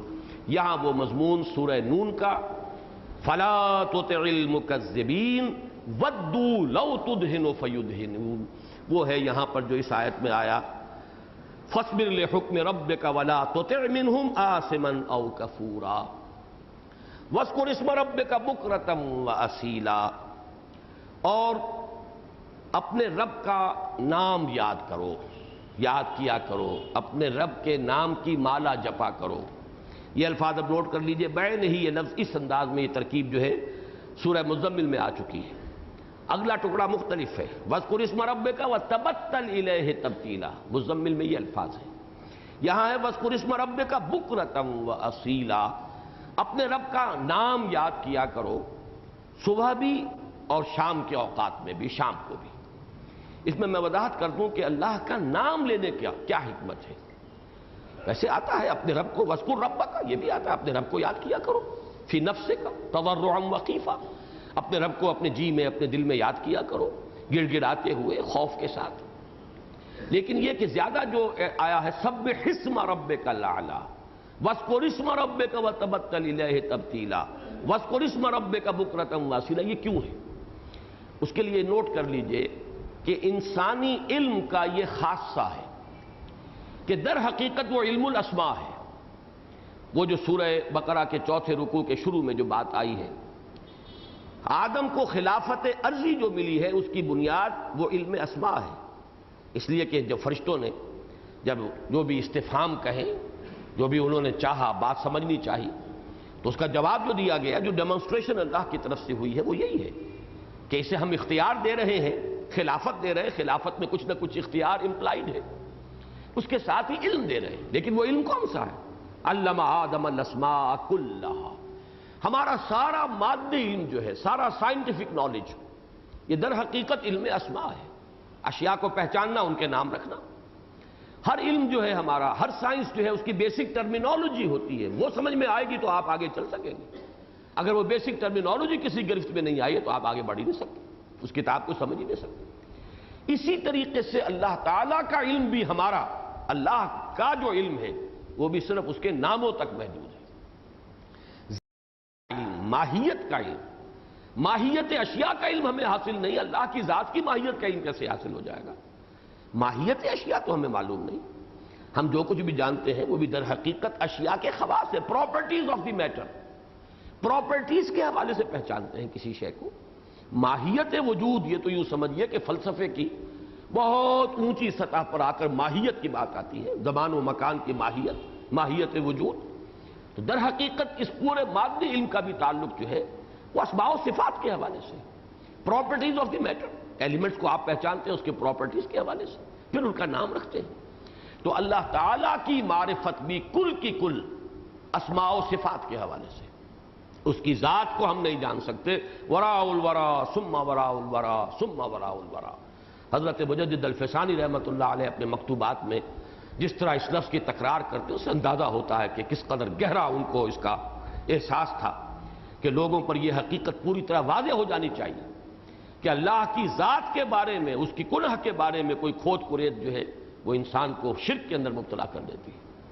جیسے کہ حضرت ابوبکر صدیق رضی اللہ تعالیٰ عنہ کا وہ قول ہے کہ در حقیقت ذات خداوندی کے بارے میں تو جب انسان یہ سمجھ لے کہ وہ ہمارے تخیل اور فہم اور تصور سے ماورا ہے تو یہی حقیقت ہے۔ العجز اندرک ذات ادراکو، ادراک کی، ذات باری تعالیٰ کے ضمن میں ادراک کی انتہا اور معراج یہ ہے کہ آدمی یہ پہچان لے کہ میں نہیں جان سکتا، معلوم شد کہ ہیچ معلوم نہ شد، العجز اندرک ذات ادراکو۔ اور اس پر دوسرا مصرع لگایا ہے حضرت علی نے رضی اللہ تعالی عنہ، والبحث عن کنہ الذات اشراک، اگر اللہ کی ذات کے بارے میں بحث کی جائے، کھود کرید کی جائے تو شرک پیدا ہو جائے گا۔ کوئی نہ کوئی تصور آپ اپنے ذہن میں قائم کریں گے، اور جو تصور آپ اپنے ذہن میں قائم کریں گے وہ خدا تو نہیں ہے، آپ نے تو خود اور اپنی کوئی جو ہے اپنے ذہن میں کوئی وجود ہے تراش لیا ہے۔ می تراشد فکر ما ہر دم خداوند دیگر، میرا فکر جو ہے ہر وقت تراش لیتا ہے کوئی نہ کوئی خدا، تو یہ شکل بن جائے گی، یہ شرک ہوگا۔ تو معلوم یہ ہوا کہ در حقیقت اللہ کے ساتھ جو بھی معرفت کا ہمارا رشتہ ہے وہ اللہ کے اسماء و صفات کے حوالے سے۔ اچھا، اسماء و صفات میں کوئی فرق نہیں ہے، ایک ہی شے ہے، اگر اس پر الف لام لگ جائے گا تو وہ اسم ہے، وہ اگر نکرہ کی صورت میں تو وہ صفت ہے۔ علیمن صفت ہے، العلیم یہ اللہ کا نام ہو گیا، قدیر صفت ہے، القدیر یہ اللہ کا نام ہو گیا۔ تو معلوم یہ ہوا کہ اسماء و صفات میں کوئی فرق نہیں ہے، وہ تو در حقیقت ایک ہی شے کے دو پہلو ہیں۔ اور دیکھیے یاد کیجئے جو ایمان مجمل کے الفاظ ہیں، آمنت باللہ ہے کما ہوا باسمائہ و صفاتہ وقبلت جمیع احکامہ اقرار باللسان و تصدیق بالقلب، میں ایمان لایا اللہ پر جیسے کہ وہ ظاہر ہے اپنے اسماء سے اور صفات سے۔ اس کے بعد بات ختم، اس کے بعد دوسرا مرحلہ یہ میں نے اس کے تمام احکام قبول کیے، وقبلت جمیع احکامہ اقرار باللسان و تصدیق بالقلب۔ معلوم ہوا کہ معرفت خدا بندی کل کی کل صرف اسماء و صفات باری تعالیٰ کے حوالے سے ممکن ہے۔ اس لیے فرمایا وَاذْكُرِ اسْمَ رَبِّكَ بُكْرَةً وَأَصِيلًا۔ یہ لفظ بکرا جو ہے یہ آتا ہے جو دن کی ابتدائی گھڑیاں ہیں، اور یہ نوٹ کر لیجئے کہ یہ جمع کی صورت میں قرآن مجید میں نہیں آیا۔ اسی طریقے سے اصیل کہتے ہیں سے پہر سے لے کے شام تک کے وقت کو۔ اگر دن کے دو حصے کر لیے جائیں تو نصف النہار سے پہلے کا حصہ جو ہے دن کا وہ بکرا میں شمار ہو جائے گا، اور اصیل واحد اور آصال اس کی جمع ہے، یہ پھر نصف النہار کے بعد سے لے کر غروب آفتاب کے وقت تک پر اس کا اطلاق ہو جائے گا۔ اور قرآن مجید میں یہ لفظ جو آیا ہے اللہ تعالیٰ کی تسبیح و تحلیل یا ذکر کے لیے، یہ واحد کے صیغے میں بھی آیا جیسا یہاں آیا، اور آصال بھی آیا بالغدو والآصال۔ اس کی وجہ جو ہے یہ بیان کی گئی ہے کہ یہاں جو اصل میں ابتدائی صورتوں میں نماز کا نام لیے بغیر نماز کے مختلف ارکان اور اجزاء کے حوالے سے نماز کا ذکر ہے، یہاں بھی در حقیقت یہ نماز ہی کا ذکر ہو رہا ہے۔ نماز میں اللہ کا نام بھی آتا لیا، اللہ اکبر کتنی مرتبہ اللہ کا نام ہے، تسبیح ہے، تحلیل ہے۔ وَمِنَ اللَّيْلِ فَاسْجُدْ لَهُ، رات کے حصے میں اس کے لیے سجدہ کرو، وَسَبِّحْهُ لَيْلًا طَوِيلًا، اور تسبیح کرو اس کی بڑی طویل تسبیح رات کے وقت میں۔ اب یہ تمام چیزیں تسبیح، سجدہ، ذکر، یہ تمام چیزیں در حقیقت مراد نماز ہے۔ اگرچہ ان میں سے ہر شے کی اپنی جگہ ایک حقیقت ہے، لیکن یہ کہ اس میں اکثر ہمارے مفسرین جو ہیں وہ انہی آیات کے اندر جو الفاظ استعمال ہوئے ہیں ان کے حوالے سے نماز کے اوقات کی تعیین اور ان کے ساتھ ایک مطابقت ثابت کرتے ہیں۔ وہ اپنی جگہ پر ایک بات صحیح بھی ہو تو میرے نزدیک اس کی اہمیت نہیں ہے، یہاں پر تو اصل جو حقیقت ہے، ایسنس ہے، نماز کی ایک فارم ہے، وہ معین ہوئی ہے جس شکل میں بھی ہوئی ہے، پھر اس کا نظام بنا ہے۔ یہ ہمیں معلوم ہے کہ نماز کی یہ شکل جو ہے یہ معین بالکل آغاز میں ہو گئی تھی۔ حضرت جبرائیل علیہ السلام نے 2 رکعت نماز حضور کو اپنی امامت میں ادا کرائی ہے۔ امام حضرت جبرائیل تھے، مقتدی محمد الرسول اللہ تھے صلی اللہ علیہ وسلم۔ گویا کہ یہ نماز کی شکل جو ہے قیام ہے، رکوع ہے، قومہ ہے، پھر سجدہ ہے، جلسہ ہے، پھر سجدہ ہے، یہ تو بہت ابتدا میں معین ہو گئی تھی۔ البتہ نماز کا نظام جو ہے 5 وقتہ نظام وہ بہت بعد میں، وہ تو یوں سمجھیے سن 11 نبوی میں ہجرت سے متصلاً قبل جو ہے وہ نظام آیا ہے۔ وہی زمانہ ہے جب کہ سورہ بنی اسرائیل نازل ہوئی، اسی میں معراج کا ذکر بھی ہے۔ احادیث سے بھی معلوم ہوتا ہے کہ شب معراج ہی یہ 5 وقتہ نظام جو ہے نماز کا حضور کو عطا ہوا ہے۔ اسی سورہ مبارکہ میں وہ الفاظ ہیں اقم الصلاۃ لدلوک الشمس الی غسق اللیل وقرآن الفجر۔ باقی ابتدا میں بھی اشارات موجود ہیں۔ ایک تو نماز کی اصل روح، نماز کا جو ایسنس ہے، تسبیح ہو، اس میں اللہ کے نام کی یاد ہو، اس میں سجدہ ہو، اس میں قیام ہو۔ سورہ مزمل میں قیام ہی پر زور ہے، قیام اور قرآن مجید کی تلاوت۔ یا ایھا المزمل قم اللیل الا قلیلا نصفہ او انقص منہ قلیلا او زد علیہ ورتل القرآن ترتیلا۔ اب یہاں پر 2 ہی چیزیں آ رہی ہیں، قیام، اور قیام جتنا لمبا ہوگا اس کا مطلب ہے کہ قراءت قرآن جو ہے اتنی طویل ہو جائے گی۔ لیکن باقی جگہوں پر کہیں تسبیح آ جائے گا، کہیں سجدہ ہو جائے گا، کہیں صرف رکوع کا ذکر ہوتا ہے۔ یہاں پر بھی یہ کہا گیا ہے کہ بکرتم و اصیلا، بکرا سے مراد ہے فجر کی نماز، اصیل یہ پھر ظہر اور عصر کو اس میں شامل کیا گیا۔ وَمِنَ اللَّيْلِ فَاسْجُدْ لَهُ، رات کے کچھ حصے میں اس کے لیے سجدہ کیا کرو، یہ مغرب اور عشاء۔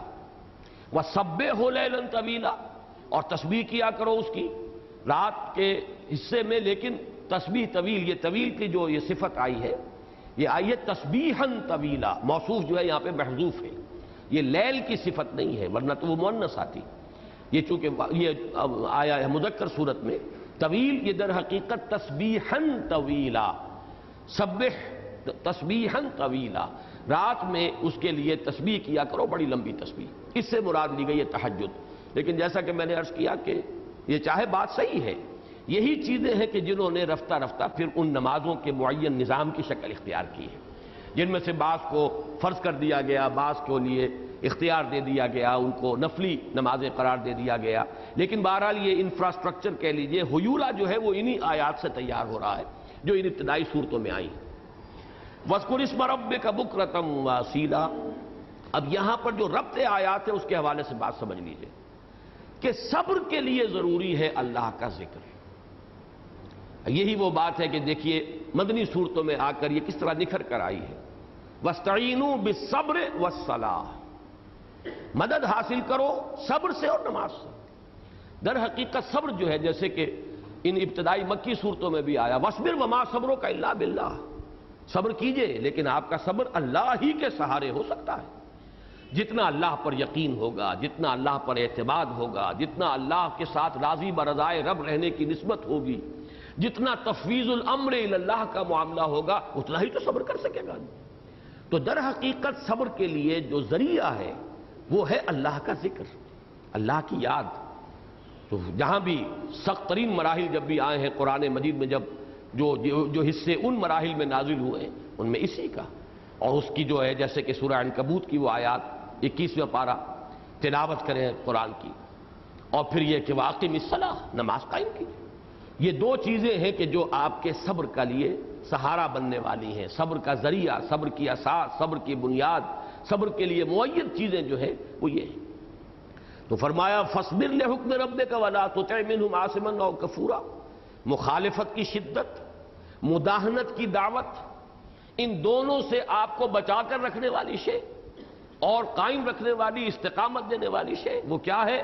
اللہ کا نام یاد کرتے رہیے، اللہ کے ساتھ اپنا قلبی رشتہ استوار رکھیے، ذکر اللہ کے ساتھ، ذکر کثیر کی صورت میں، اور یہ کہ صبح و شام یہ احاطہ ہے در حقیقت، کہ کوئی وقت بھی کہیں اس احاطہ ذکر کے لیے لفظ آتا ہے کہ بیٹھے اور لیٹے اور کھڑے ہوئے، یاد کرو الذین یذکرون اللہ قیاما وقعودا وعلی جنوبہم، یہ گویا کہ ایک دوام ذکر کی تعبیر ہے۔ اسی طرح مختلف جو اسلوب ہیں، ذکر کثیر، معلوم یہ ہوا کہ وہ ہر حال کے اندر اللہ کی یاد ہو، اللہ کے ساتھ دل جو ہے اس کا تعلق قائم ہو، اس کے لیے ذکر ایک ذریعہ ہے، اور سجدہ ہے، اور نماز ہے، تلاوت قرآن ہے۔ وَاذْكُرِ اسْمَ رَبِّكَ بُكْرَةً وَأَصِيلًا وَمِنَ اللَّيْلِ فَاسْجُدْ لَهُ وَسَبِّحْهُ لَيْلًا طَوِيلًا إِنَّ هَؤُلَاءِ يُحِبُّونَ الْعَاجِلَةَ وَيَذَرُونَ وَرَاءَهُمْ يَوْمًا ثَقِيلًا، یہ وہ آیت مبارکہ ہے جس کا کئی مرتبہ حوالہ میں دے چکا ہوں کہ سورہ قیامہ کے ساتھ اس کے ربط کو، یعنی یوں سمجھیے کہ نفی کرنے والا، جیسے کہ ہوتا ہے کہ کوئی ایک دھاگا جہاں سے گزر رہا ہو جس میں کہ موتی پروئے ہوئے ہوں، تو ان دونوں صورتوں کو پرونے والا جو موتی ہے ان میں سے جو دھاگا ہے وہ یہ آیت بڑی اہم ہے، اور وہ یہ جیسے وہاں فرمایا تھا کلا بل تحبون العاجلہ وتذرون الآخرہ، کہ اے منکرین قیامت، تمہارے سارے انکار و اعراض کا اصل سبب کیا ہے؟ فائنل انالیسس میں جا کر، گہرائی میں جا کر تجزیہ کرتے ہوئے اصل سبب یہ ہے کہ تم اس عاجلہ، اس دنیا کی کے عاشق بن گئے ہو، طالب بن گئے ہو، اس کی محبت کے اسیر ہو گئے۔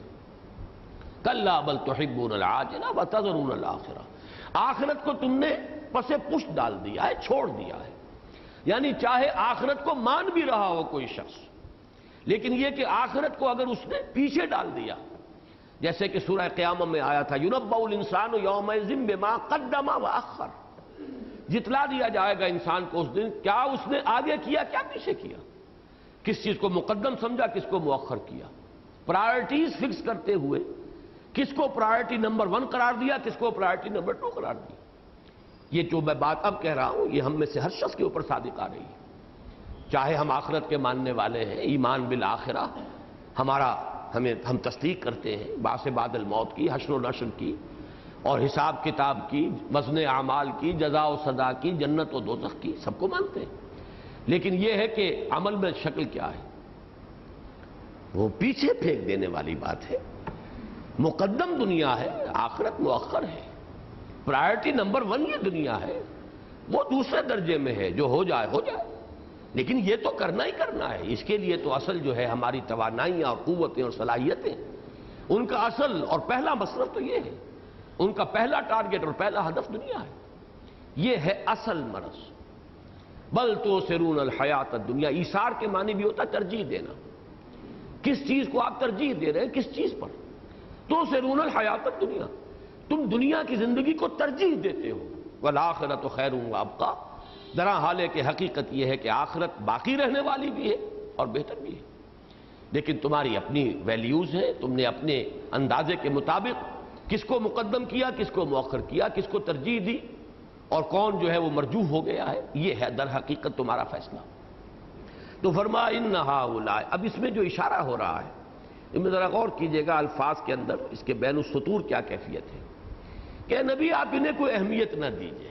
ان کی باتیں ولید بن مغیرہ ہو، عتبہ ابن ربیعہ ہو، یہ تو کسی اور انداز میں یہ میٹھی چھری بن کر آئے ہیں اور یہ آپ کو راہ حق سے منحرف کرنے کی کوشش کر رہے ہیں۔ وہ ذرا جو ہے وہ کھلم کھلا دشمن ہے، وہ عقبہ ابن ابی معیط یا ابو جہل، وہ کھلم کھلا سامنے آ کر آپ کی دشمنی جو ہے اس کا کی روش اختیار کی، یہ ذرا میٹھی چھری بن کر آئے۔ یہ سب ایک ہی ہیں، ایک ہی تھیلی کے چٹے بٹے ہیں، لیکن یہ کہ آپ ان کو اہمیت ہی نہ دیجئے۔ یہ ہے کون؟ ان کا اصل میں مبلغ علم کیا ہے؟ یہ مبلغ علم کا لفظ میں استعمال کر رہا ہوں اس وقت، جو اس دعا میں آیا جو معصور ہے، پروردگار اس دنیا کو ہمارا مبلغ علم نہ بنا دے، لا تجعل الدنیا مبلغ علمنا ولا اکبر ہمنا، پروردگار یہ دنیا ہمارا مبلغ علم اور ہماری ہمت کا سب سے بڑی جو اس کا ہدف، ہماری سعی و جہد کا اصل مطلوب و مقصود نہ بن جائے۔ اے اللہ ہمیں اس کیفیت سے بچا۔ تو اے نبی ان کا ذالک مبلغہم من العلم، یہ الفاظ بھی آئے ہیں سورہ یونس میں، ان کا مبلغ علمی اتنا ہی ہے، تو یہ تو قابل رحم ہے، آپ ان کو اہمیت نہ دیں۔ دیکھیے آدمی توجہ سے بات اس شخص کی سنتا ہے جسے کوئی اہمیت دے، اس کے بارے میں کوئی گمان ہو کہ یہ فہیم و فتین انسان ہے، سمجھدار آدمی ہے، یا یہ کہ اس اعتبار سے ان کو اہمیت جو ہے سامنے آ رہی ہو، یہ بڑے چودھری ہیں، اپنے قوم کے اندر ان کا اثر ہے، ان کو رسوخ حاصل ہے، ان میں سے ایک بھی ایمان لے آئے گا تو سینکڑوں کے لیے راستہ کھل جائے گا۔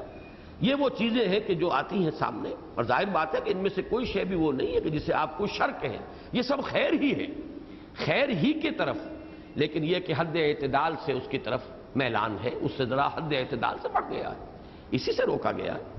سورہ عبس ساری اسی پر تو ہے، عبس وتولی ان جاءہ الاعمی وما یدریک لعلہ یزکیٰ او یذکر فتنفعہ الذکریٰ اما من استغنی فانت لہ تصدی وما علیک الا یزکیٰ واما من جاءک یسعی وہو یخشی فانت عنہ تلہی کلا انہا تذکرہ فمن شاء ذکرہ۔ اب یہ جو انداز ہے آپ کو یہ اختیار کرنا ہے، آپ انہیں اہمیت نہ دیں، ان کی کسی درجے میں بھی نہ سمجھیے کہ یہ کوئی سمجھدار ہیں اور فہیم لوگ ہیں، ان کے تو عقل کا عالم یہ ہے، ان کا مبلغ علم یہ ہے، ان کی جو بھی ساری بھاگ دوڑ ہے اس کا ہدف کیا ہے؟ ان ہؤلاء، اس میں ایک تحقیر کا انداز ہے، ان ہؤلاء یحبون العاجلۃ ویذرون وراءہم یوما ثقیلا، ان کا تو مبلغ علمی یہ ہے، ان کی رسائی علم اور فہم کی یہاں تک ہو پائی ہے، دنیا کو انہوں نے اپنا مطلوب و مقصود بنا دیا ہے۔ ان ہؤلاء یحبون العاجلۃ ویذرون وراءہم یوما ثقیلا اللہم ربنا لا تجعلنا منہم اللہم ربنا لا تجعلنا باہم ربنا لا تجعل الدنیا مبلغ علمنا ولا اکبر ہمنا۔ اللہ تعالی ہمیں اس دنیا، یہ عروس ہزار داماد جو ہے، اس کے زلف گراگیر کا اسیر ہونے سے بچائے۔ ان ہؤلاء یحبون العاجلۃ ویذرون وراءہم یوما ثقیلا، دن کے لیے ثقیل کا لفظ آیا اس لیے کہ اس کی کیفیات بڑی بھاری ہوں گی، وہ دن جو ہے بڑے شدائد والا دن ہے، اس کی مشقتیں بڑی شدید ہوں گی، تو اس لیے لفظ جو ہے صفت اس کی طرف منسوب کر دی گئی۔ ان ہؤلاء یحبون العاجلۃ ویذرون وراءہم یوما ثقیلا نحن خلقناہم، ہم نے ان کو پیدا کیا ہے، ہم ان کی ایک ایک رگ سے واقف ہیں، ہم سے کہاں چھپے ہوں گے، یہ ان کی حقیقت ہمارے سامنے منکشف ہے۔ جیسے سورہ ملک میں آیا، یہ جیسے مضامین ہیں آپس میں، یہ صورتیں تقریباً ایک ہی دور کی نازل شدہ صورتیں ہیں، ان کے اندر جو کیفیات ہیں، بٹوین دی لائنز جو چیزیں ہیں، وہ بہت ایک دوسرے سے مشابہ ہیں۔ الا یعلم من خلق وهو اللطیف الخبیر، کیا وہی نہ جانے گا جس نے پیدا کیا؟ تو ہم تو ان کی رگ رگ سے واقف ہیں، یہ کیا ہے اور کیا نہیں ہے ہم خوب جانتے ہیں۔ آپ ان کے ظاہر سے دھوکہ نہ کھائیں۔ دیکھیے یہی بات ہے کہ جو سورہ منافقون میں اور دوسری جگہوں پر بھی منافقین کے بارے میں کہی گئی کہ اے نبی آپ ان کے تن و توش کو اور ان کے مال و اولاد کو دیکھ کر متاثر نہ ہو، ان کی چودراہٹ اور ان کی سرمایہ داری اور ان کا تن و توش، ان سے آپ متاثر ہو۔ اذا رأیتہم تعجبک اجسامہم وَإِن یقولوا تسمع قولہم، یہ جب آپ انہیں دیکھتے ہیں تو آپ کو ان کے تن و توش بڑے اچھے لگتے ہیں، بڑے مرصع مسجع لوگ ہیں، بڑے تر و تازہ چہرے ہیں، خوب نعمتوں میں پلے ہوئے، بڑے کھلے ہوئے لوگ، چہرے کھلے ہوئے۔ جو اللہ سے ڈرتا ہے اس کے چہرے پر اداسی ہوتی ہے، وہ تو کانپتا رہتا ہے، وہ اپنے نیک اعمال پر کبھی تکیہ نہیں کرتا، ہمیشہ اپنی تقصیر کے اوپر، اپنی کمی اور کوتاہیوں پر نگاہ رکھتا ہے۔ یہ جو تر و تازہ چہرے جو ہوتے ہیں یہ غافلوں کے ہوتے ہیں، جس کو کہ حقیقت سے کوئی بھی واقفیت حاصل ہو جائے، جیسے ایک حدیث میں آتا ہے کہ جو کہ میں جانتا ہوں اگر تم جانتے تو تم ہنستے کم روتے زیادہ، تمہارے چہروں پر مسکراہٹ کبھی نہ آتی۔ جو اصل حقائق ہے وہ یوم ثقیل کا اگر ذرا سا بھی ادراک اور شعور ہو جائے تو کہاں سے ہنسی آ جائے گی؟ انسان جو ہے ہر وقت اس کے فکر کے اندر جو ہے وہ ہر وقت ایک افسردگی کی کیفیت اس پر طاری رہے گی۔ تو اے نبی اذا رأیتہم تعجبک اجسامہم وَإِن یقولوا تسمع لقولہم کأنہم خشب مسندہ، آپ ان کی ولا تعجبک اموالہم ولا اولادہم، 2 مرتبہ یہ الفاظ آئے ہیں سورہ توبہ کے اندر۔ ان کے اموال و اولاد سے آپ متاثر نہ ہو، کوئی اثر نہ لیجیے۔ یہ وہی انداز ہے ان کے لیے تحقیر کا انداز۔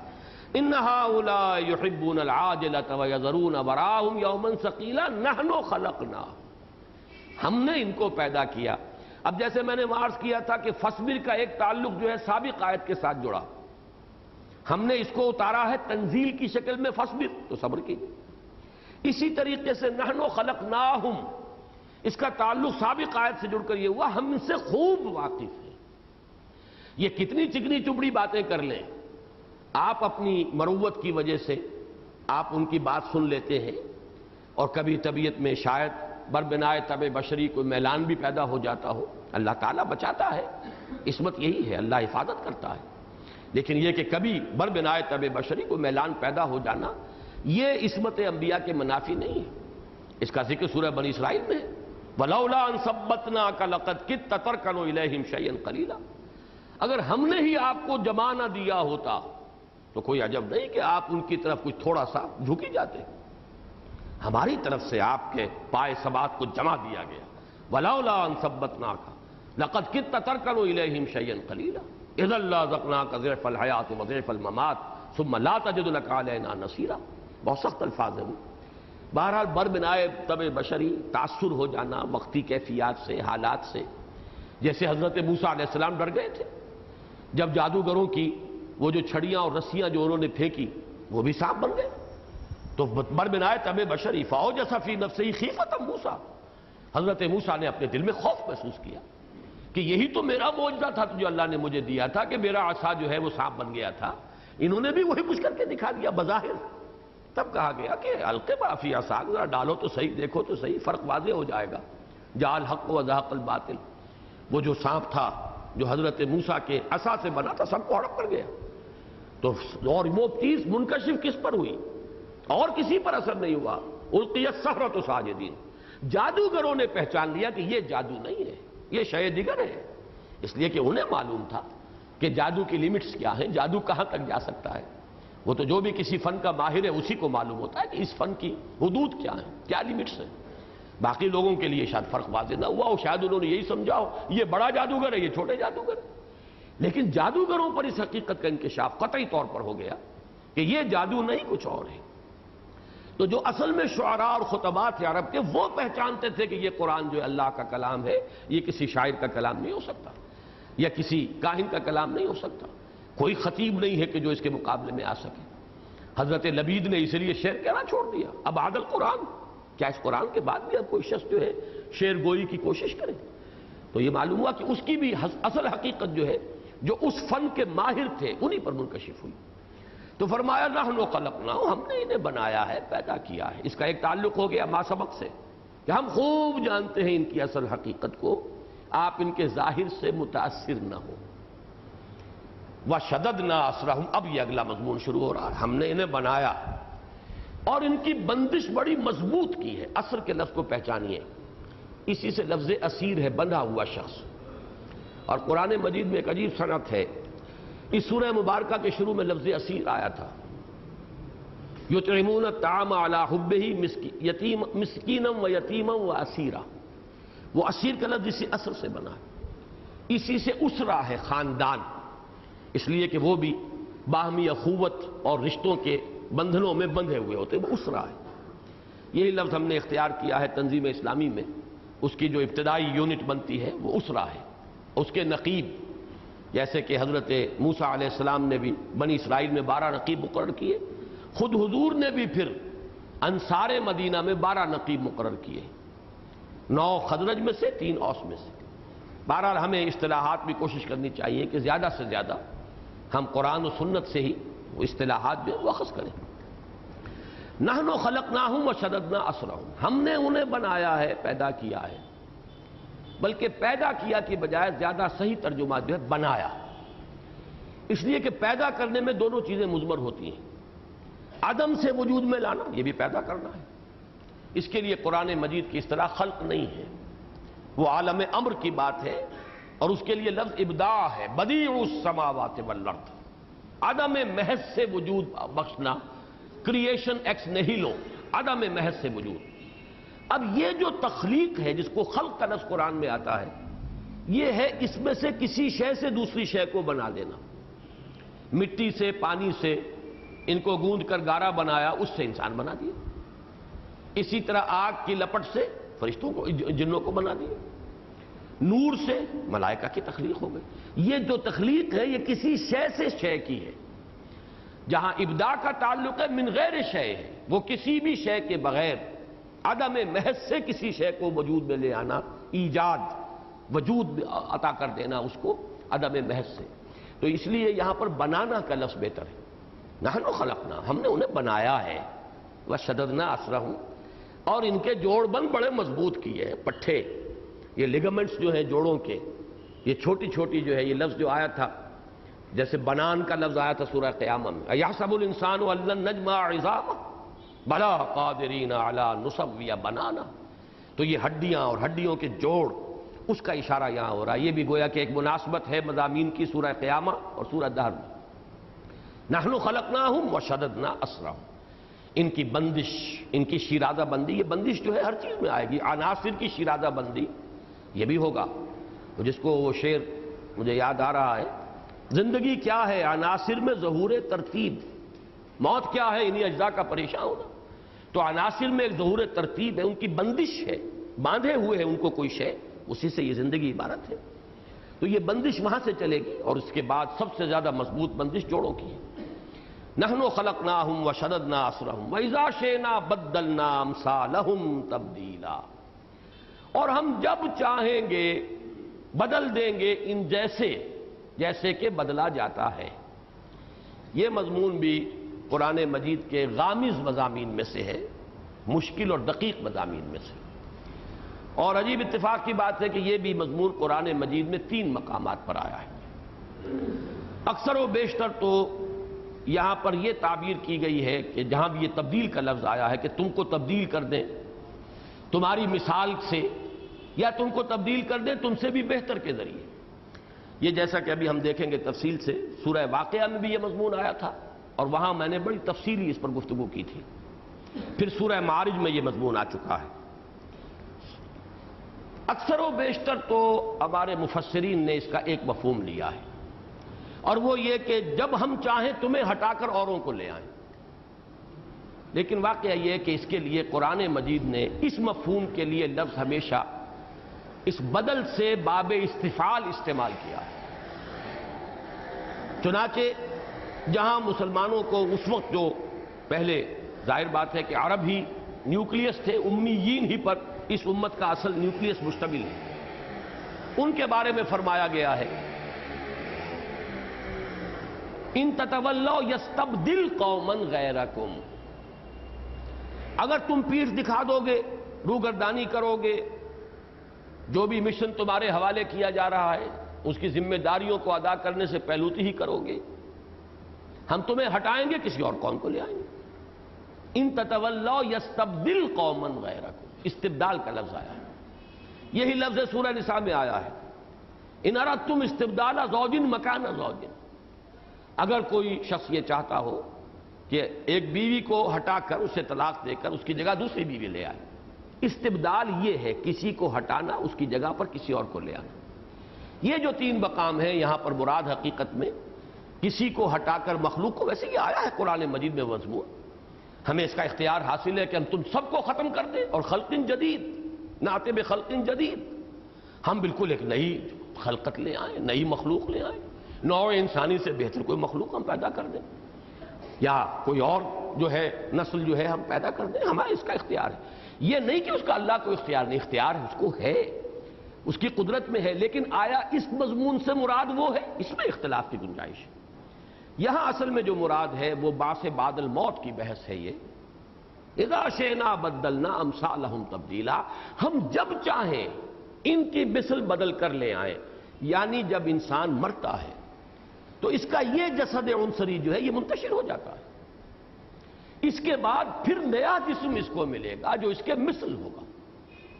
جبکہ بعث بعد الموت ہوگی تو ایک تو کچھ لوگوں کا خیال یہ رہا ہے دنیا میں، جو لوگ کسی درجے میں بھی آخرت کے ماننے والے ہیں، کہ ریزریکشن جو ہے وہ صرف اسپرچول ہے، روحانی ریزریکشن ہے، باڈیلی ریزریکشن نہیں ہے، لیکن یہ بات قطعاً غلط ہے۔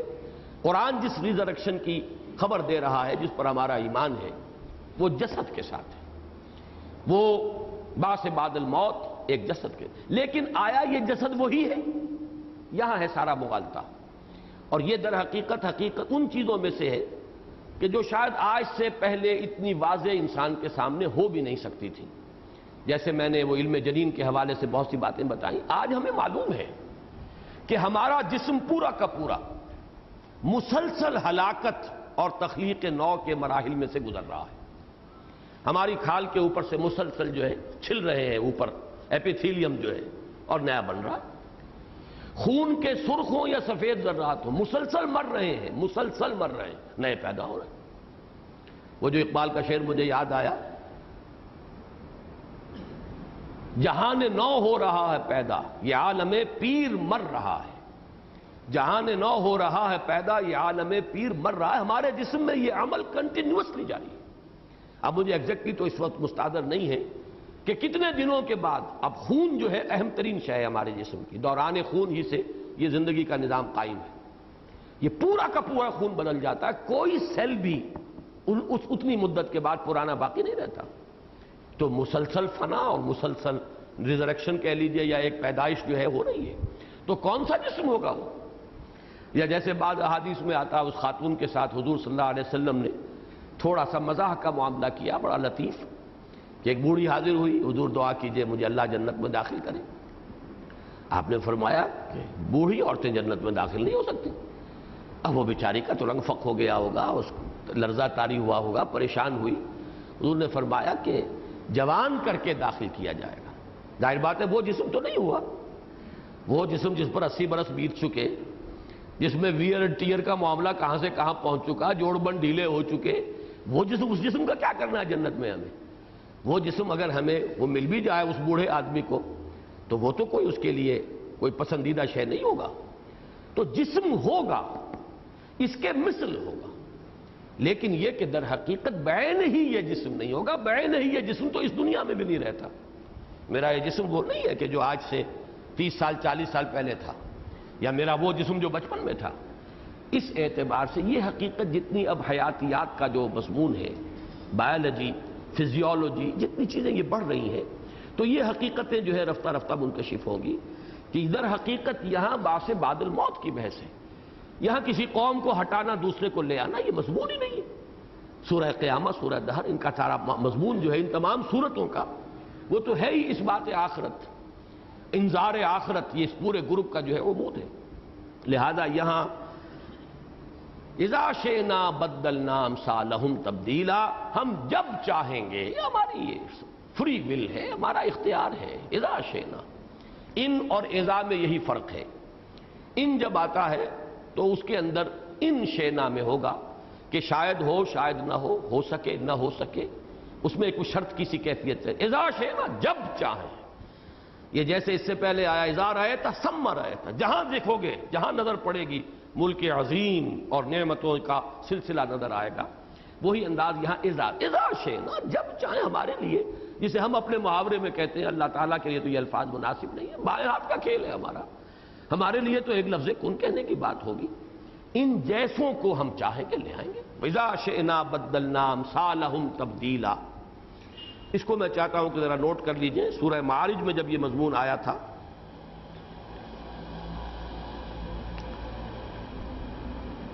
کلا انا خلقناہم مما یعلمون فلا اقسم برب المشارق والمغارب انا لقادرون علی ان نبدل خیرا منہم وما نحن بمسبوقین. ہم کوئی بے بس نہیں ہو گئے ہیں اس بات میں، ہم جب چاہیں ان سے بہتر لے آئیں گے. ان سے بہتر کس معنی میں؟ نبدل امثالہم، یہاں خیرا منہم کہا گیا ہے. اور مسبوقین کے لفظ کو نوٹ کیجئے. اس سے در حقیقت ایک مثال سامنے آئے گی کہ قرآن مجید میں جب جو متشابہ آیات ہوں، مضامین کے اعتبار سے متشابہ، جب ان پر غور کیا جائے تو لفظی اشتراک جو ہے وہ کافی کلید بنتا ہے، کافی رہنمائی دیتا ہے ان آیات پر غور و خوض کے ضمن میں. تو ہم بہتر کس اعتبار سے؟ وہ وجود اس وجود سے یقیناً بہت بہتر ہوگا. شکلاً یہی وجود. دیکھیے اس دنیا میں بھی ہمارا جو تسلسل ہے، میں جو تھا آج سے 40 برس پہلے، میں جو تھا اس سے بھی 15 برس پہلے، اس میں کیا چیز مشترک ہے؟ ایک تو ہمارا ایک فارم ہے، ایک ظاہری شکل ہے، وہ مشترک ہے، اس کی کنٹینیوٹی ہے جو چلی آ رہی ہے. نمبر 2 اصل شے جو ہے وہ میرا شعور ذات ہے. انا، جب میں کہتا ہوں میں، وہ مسلسل ہے، اس کا تسلسل نہیں ٹوٹتا. وہ تسلسل ہی در حقیقت ہمارے اس بقا کا مظہر ہے کہ میں آج سے 60 سال پہلے یا 58 سال پہلے، 60 سال تو ابھی نہیں ہوئے مجھے، جو میں 58 سال پہلے تھا اور جو میں پھر اس کے 10 برس بعد تھا یا 20 برس بعد تھا جو آج ہوں، اس میں ایک میں ہے جو مسلسل ہے، میرا شعور ذات. وہ شعور ذات بتمام و کمال بعث بعد الموت کے بعد برقرار ہوگا. اور ہمیں فارم یہی دی جائے گی، جس فارم میں کہ ہم یہاں ہیں. جسد مشابہ ہوگا، اس کے مشابہ ہونے کے اعتبار سے امثال کہا، لیکن اس سے بہت بہتر ہوگا. کس اعتبار سے؟ یہ بینائی ہماری ان آنکھوں کی بڑی محدود ہے، اس کی بینائی بہت تیز ہے. فَبَصَرُكَ الْيَوْمَ حَدِيدٌ، آج تو تمہاری نگاہ جو ہے بڑی تیز ہو چکی ہے. وہ تو حقائق کے پردوں کو چیر جانے والی نگاہ ہوگی جو ملے گی. گاہ میری نگاہ تیز چیر گئی دل وجود، گاہ الجھ کے رہ گئی میرے توہمات میں. وہ نگاہ ملے گی. کھال وہ ملے گی جہنمیوں کو کہ جھلستی رہے گی بنتی رہے گی، جھلستی رہے گی بنتی رہے گی. اس کے اندر جو ہے وہ تسلسل برقرار رہے گا. تو وہ جسد بہت سے اعتبارات سے اس جسد سے بہت قوی ہوگا، اقویٰ ہوگا. بہت سے اعتبارات سے جنتیوں کو جسد ملے گا، وہ بہت سے بہتر اعتبارات سے بہتر ہوگا، اعلیٰ ہوگا، ارفع ہوگا. لیکن یہ کہ ہوگا اس کے مثل. تو یہاں فرمایا اذا شئنا بدلنا امثالہم تبدیلا، ہم جب چاہیں گے ان کے مثل بدل کر لے آئیں گے. یعنی ان کو جسد عطا کر دیں گے جو ان کے اس جسد کے مشابہ ہوگا، ان کے مثال ہوگا. وہاں فرمایا وما نحن بمسبوقین، ہم کوئی بے بس نہیں ہو گئے ہیں، ہماری خلاقی کی قوت جو ہے کہیں سلب نہیں ہو گئی ہے. علی ان نبدل خیرا منہم، کہ ہم ان سے بھی بہتر، یعنی ان کے اس وجود سے بہتر وجود ان کو عطا کر دیں. اس سے زیادہ قوی، اس سے زیادہ طاقتور، اس سے زیادہ انڈورنس رکھنے والا وجود، اس سے زیادہ اس کی بینائی اور سماعت کی تیزی، وہ ہم جب چاہے کر دیں. اب دیکھیے اس مسبوقین کے لفظ کو نوٹ کیجئے. اور اب آئیے سورہ واقعہ کی طرف.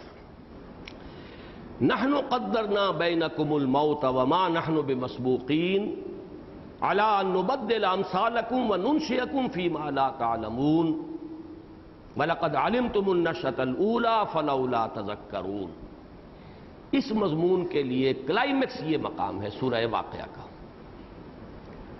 ہم نے تمہارے مابین موت مقدر کر دی ہے، اس پر تفصیلی گفتگو میں کر چکا ہوں سورہ واقعہ میں، اور ہم ہرگز عاجز نہیں آئے، ہم اس سے بے بس نہیں ہو گئے، الا نبدل امثالکم، کہ ہم بدل کے لے آئیں تم جیسے تمہارے مثل وجود، وننشئکم فیما لا تعلمون، اور تمہیں اٹھا کھڑا کریں اس میں جو تم نہیں جانتے۔ ننشئکم یہاں مراد ہے وہی جو میں نے عرض کیا تھا، کنٹینیوٹی، شعور ذات، سیلف کانشسنس کی کنٹینیوٹی۔ اس سیلف کانشسنس کی کنٹینیوٹی کو اللہ تعالیٰ ایک دوسرے عالم کے اندر، ایک دوسرے جسد میں جسے ہم اس وقت نہیں جانتے، اس کے اندر منتقل کرے گا۔ وہ بعث بعد الموت کا معاملہ، اور وہ یہ کہ ہم اس سے عاجز نہیں آئے ہیں کہ تمہاری مثال ہم پیدا کر دیں۔ میں نے دیکھا ہے کہ مولانا اصلاحی صاحب اس حقیقت کے بہت قریب آئے ہیں کہ امثالکم سے مراد، یا خیر منکم جو آیا ہے سورہ معارج میں، اس سے مراد اور قومیں نہیں ہیں یا اور مخلوق اس دنیا میں نہیں، بلکہ یہ بعث بعد الموت کا فینومینن ہے کہ تمہارے جیسے، تم جیسے، اس جیسے وجود، اس کی مثل، اس سے بھی بہتر وجود ہم تمہیں عطا کر دیں گے بعث بعد الموت میں۔ لیکن یہ کہ یہ نحن قدرنا بینکم الموت، یہاں آ کر وہ بھی اس حقیقت سے کافی فاصلے پر رہ گئے ہیں اور اس کی تعبیر نہیں کر پائے۔ بہت سے مفسرین یہاں پر چکرا کر رہ گئے، بینکم الموت، تمہارے مابین ہم نے موت کو مقدر کر دیا ہے۔ مولانا اصلاحی صاحب نے بڑا شاعرانہ انداز تو وہاں اختیار کیا ہے، لیکن اس کے پردے میں گزر گئے وہاں سے۔ اصل مراد یہاں یہ ہے، تمہارے مابین موت، تم ایک وہ جو اس دنیا میں ہو اور تم ایک وہ جو اس عالم میں ہو گئے، یہ تم ہو، دو تم جن کے مابین موت کا وقفہ ہم نے مقرر کر دیا۔ خلق الموت والحیات لیبلوکم ایکم احسن عملا، یہ بینکم سے مراد ہمارے ہی دو وجود، ہماری ہی ہستی کا تسلسل ہے جو جاری ہے۔ یہاں پر ایک اور وجود کے ساتھ ہے، جسدی وجود کے ساتھ، وہاں بھی ایک عنصری اور جسدی وجود ہوگا، لیکن اس کے مابین موت کا ایک پل ہے جو حائل کر دیا گیا ہے، جس میں وہ جسد جو ہے پہلا وہ بالکل منتشر ہو گیا، تحلیل ہو گیا، مٹی ہو کر مٹی میں مل گیا۔ ایک اور جسد ہے جو عطا کر دیا جائے گا، لیکن میں وہی ہوں گا جو یہاں ہوں، میرا شعور ذات وہی ہوگا جو یہاں ہے، برقرار ہوگا، میرا وہ پوری یادداشت کا معاملہ برقرار ہوگا، میرا پورا شعور کا تسلسل جو ہے قائم رہے گا۔ البتہ میرے ان دو وجودوں کے مابین موت مقدر کر دی گئی ہے، حائل کر دی گئی ہے۔ نحن قدرنا بینکم الموت وما نحن بمسبوقین علی ان نبدل امثالکم وننشئکم فیما لا تعلمون، فیما لا تعلمون ولقد علمتم النشأۃ الاولی۔ اب نشأ، اٹھانا، اٹھان، ایک اٹھان ہماری اس عالم میں ہوئی ہے، یہ نشأۃ الاولی ہے، اس عالم میں اس جسد عنصری کے ساتھ۔ وہ نشأۃ اخری ہے جو اس عالم میں ایک دوسرے جسد عنصری کے ساتھ ہوگا، لیکن ان دو کے مابین موت کا صرف پردہ ایک حائل ہے، ہم ہی ہوں گے، ہمارا ہی شعور ذات ہوگا کہ جو اس میں مسلسل برقرار رہے گا۔ یہ تین مقامات سورہ دہر کی یہ آیت جو ہم اس وقت پڑھ رہے ہیں، سورہ معارج کی آیت، سورہ واقعہ کی آیت، ان کو ذہن میں رکھیے۔ نحن خلقناہم وشددنا اسرہم وَإِذَا شِئْنَا بَدَّلْنَا أَمْثَالَهُمْ تَبْدِيلًا، جب چاہیں گے بدل دیں گے۔ یہ در حقیقت وہی مضمون ہے جیسا کہ سورہ قیامہ میں ہم پڑھ چکے ہیں۔ اَحَسِبَ الْإِنسَانُ أَيَحْسَبُ الْإِنسَانُ أَن لَّن نَّجْمَعَ عِظَامَهُ، کیا انسان نے یہ سمجھا ہے کہ ہم اس کی ہڈیوں کو جمع نہ کر سکیں گے؟ بَلَىٰ قَادِرِينَ عَلَىٰ أَن نُّسَوِّيَ بَنَانَهُ، ہم تو اس پر قادر ہیں کہ اس کی ساری پوریں ٹھیک اس کے جوڑ، اس کی پوریں درست قائم کر دیں جیسی یہاں تھیں۔ مثل، امثال، مثل ہے اپنے ظاہر کے اعتبار سے، خیر ہے اپنی اس صلاحیت کے اعتبار سے، اپنی قوت کے اعتبار سے، اپنی انڈیورنس کے اعتبار سے، تحمل کے اعتبار سے خیر، باقی ہر اعتبار سے مثل۔ باقی تین آیتیں انشاءاللہ اگلی مرتبہ ہم پڑھیں گے۔ بارک اللہ لی و لکم فی القرآن العظیم ونفعنی وإیاکم بالآیات والذکر الحکیم۔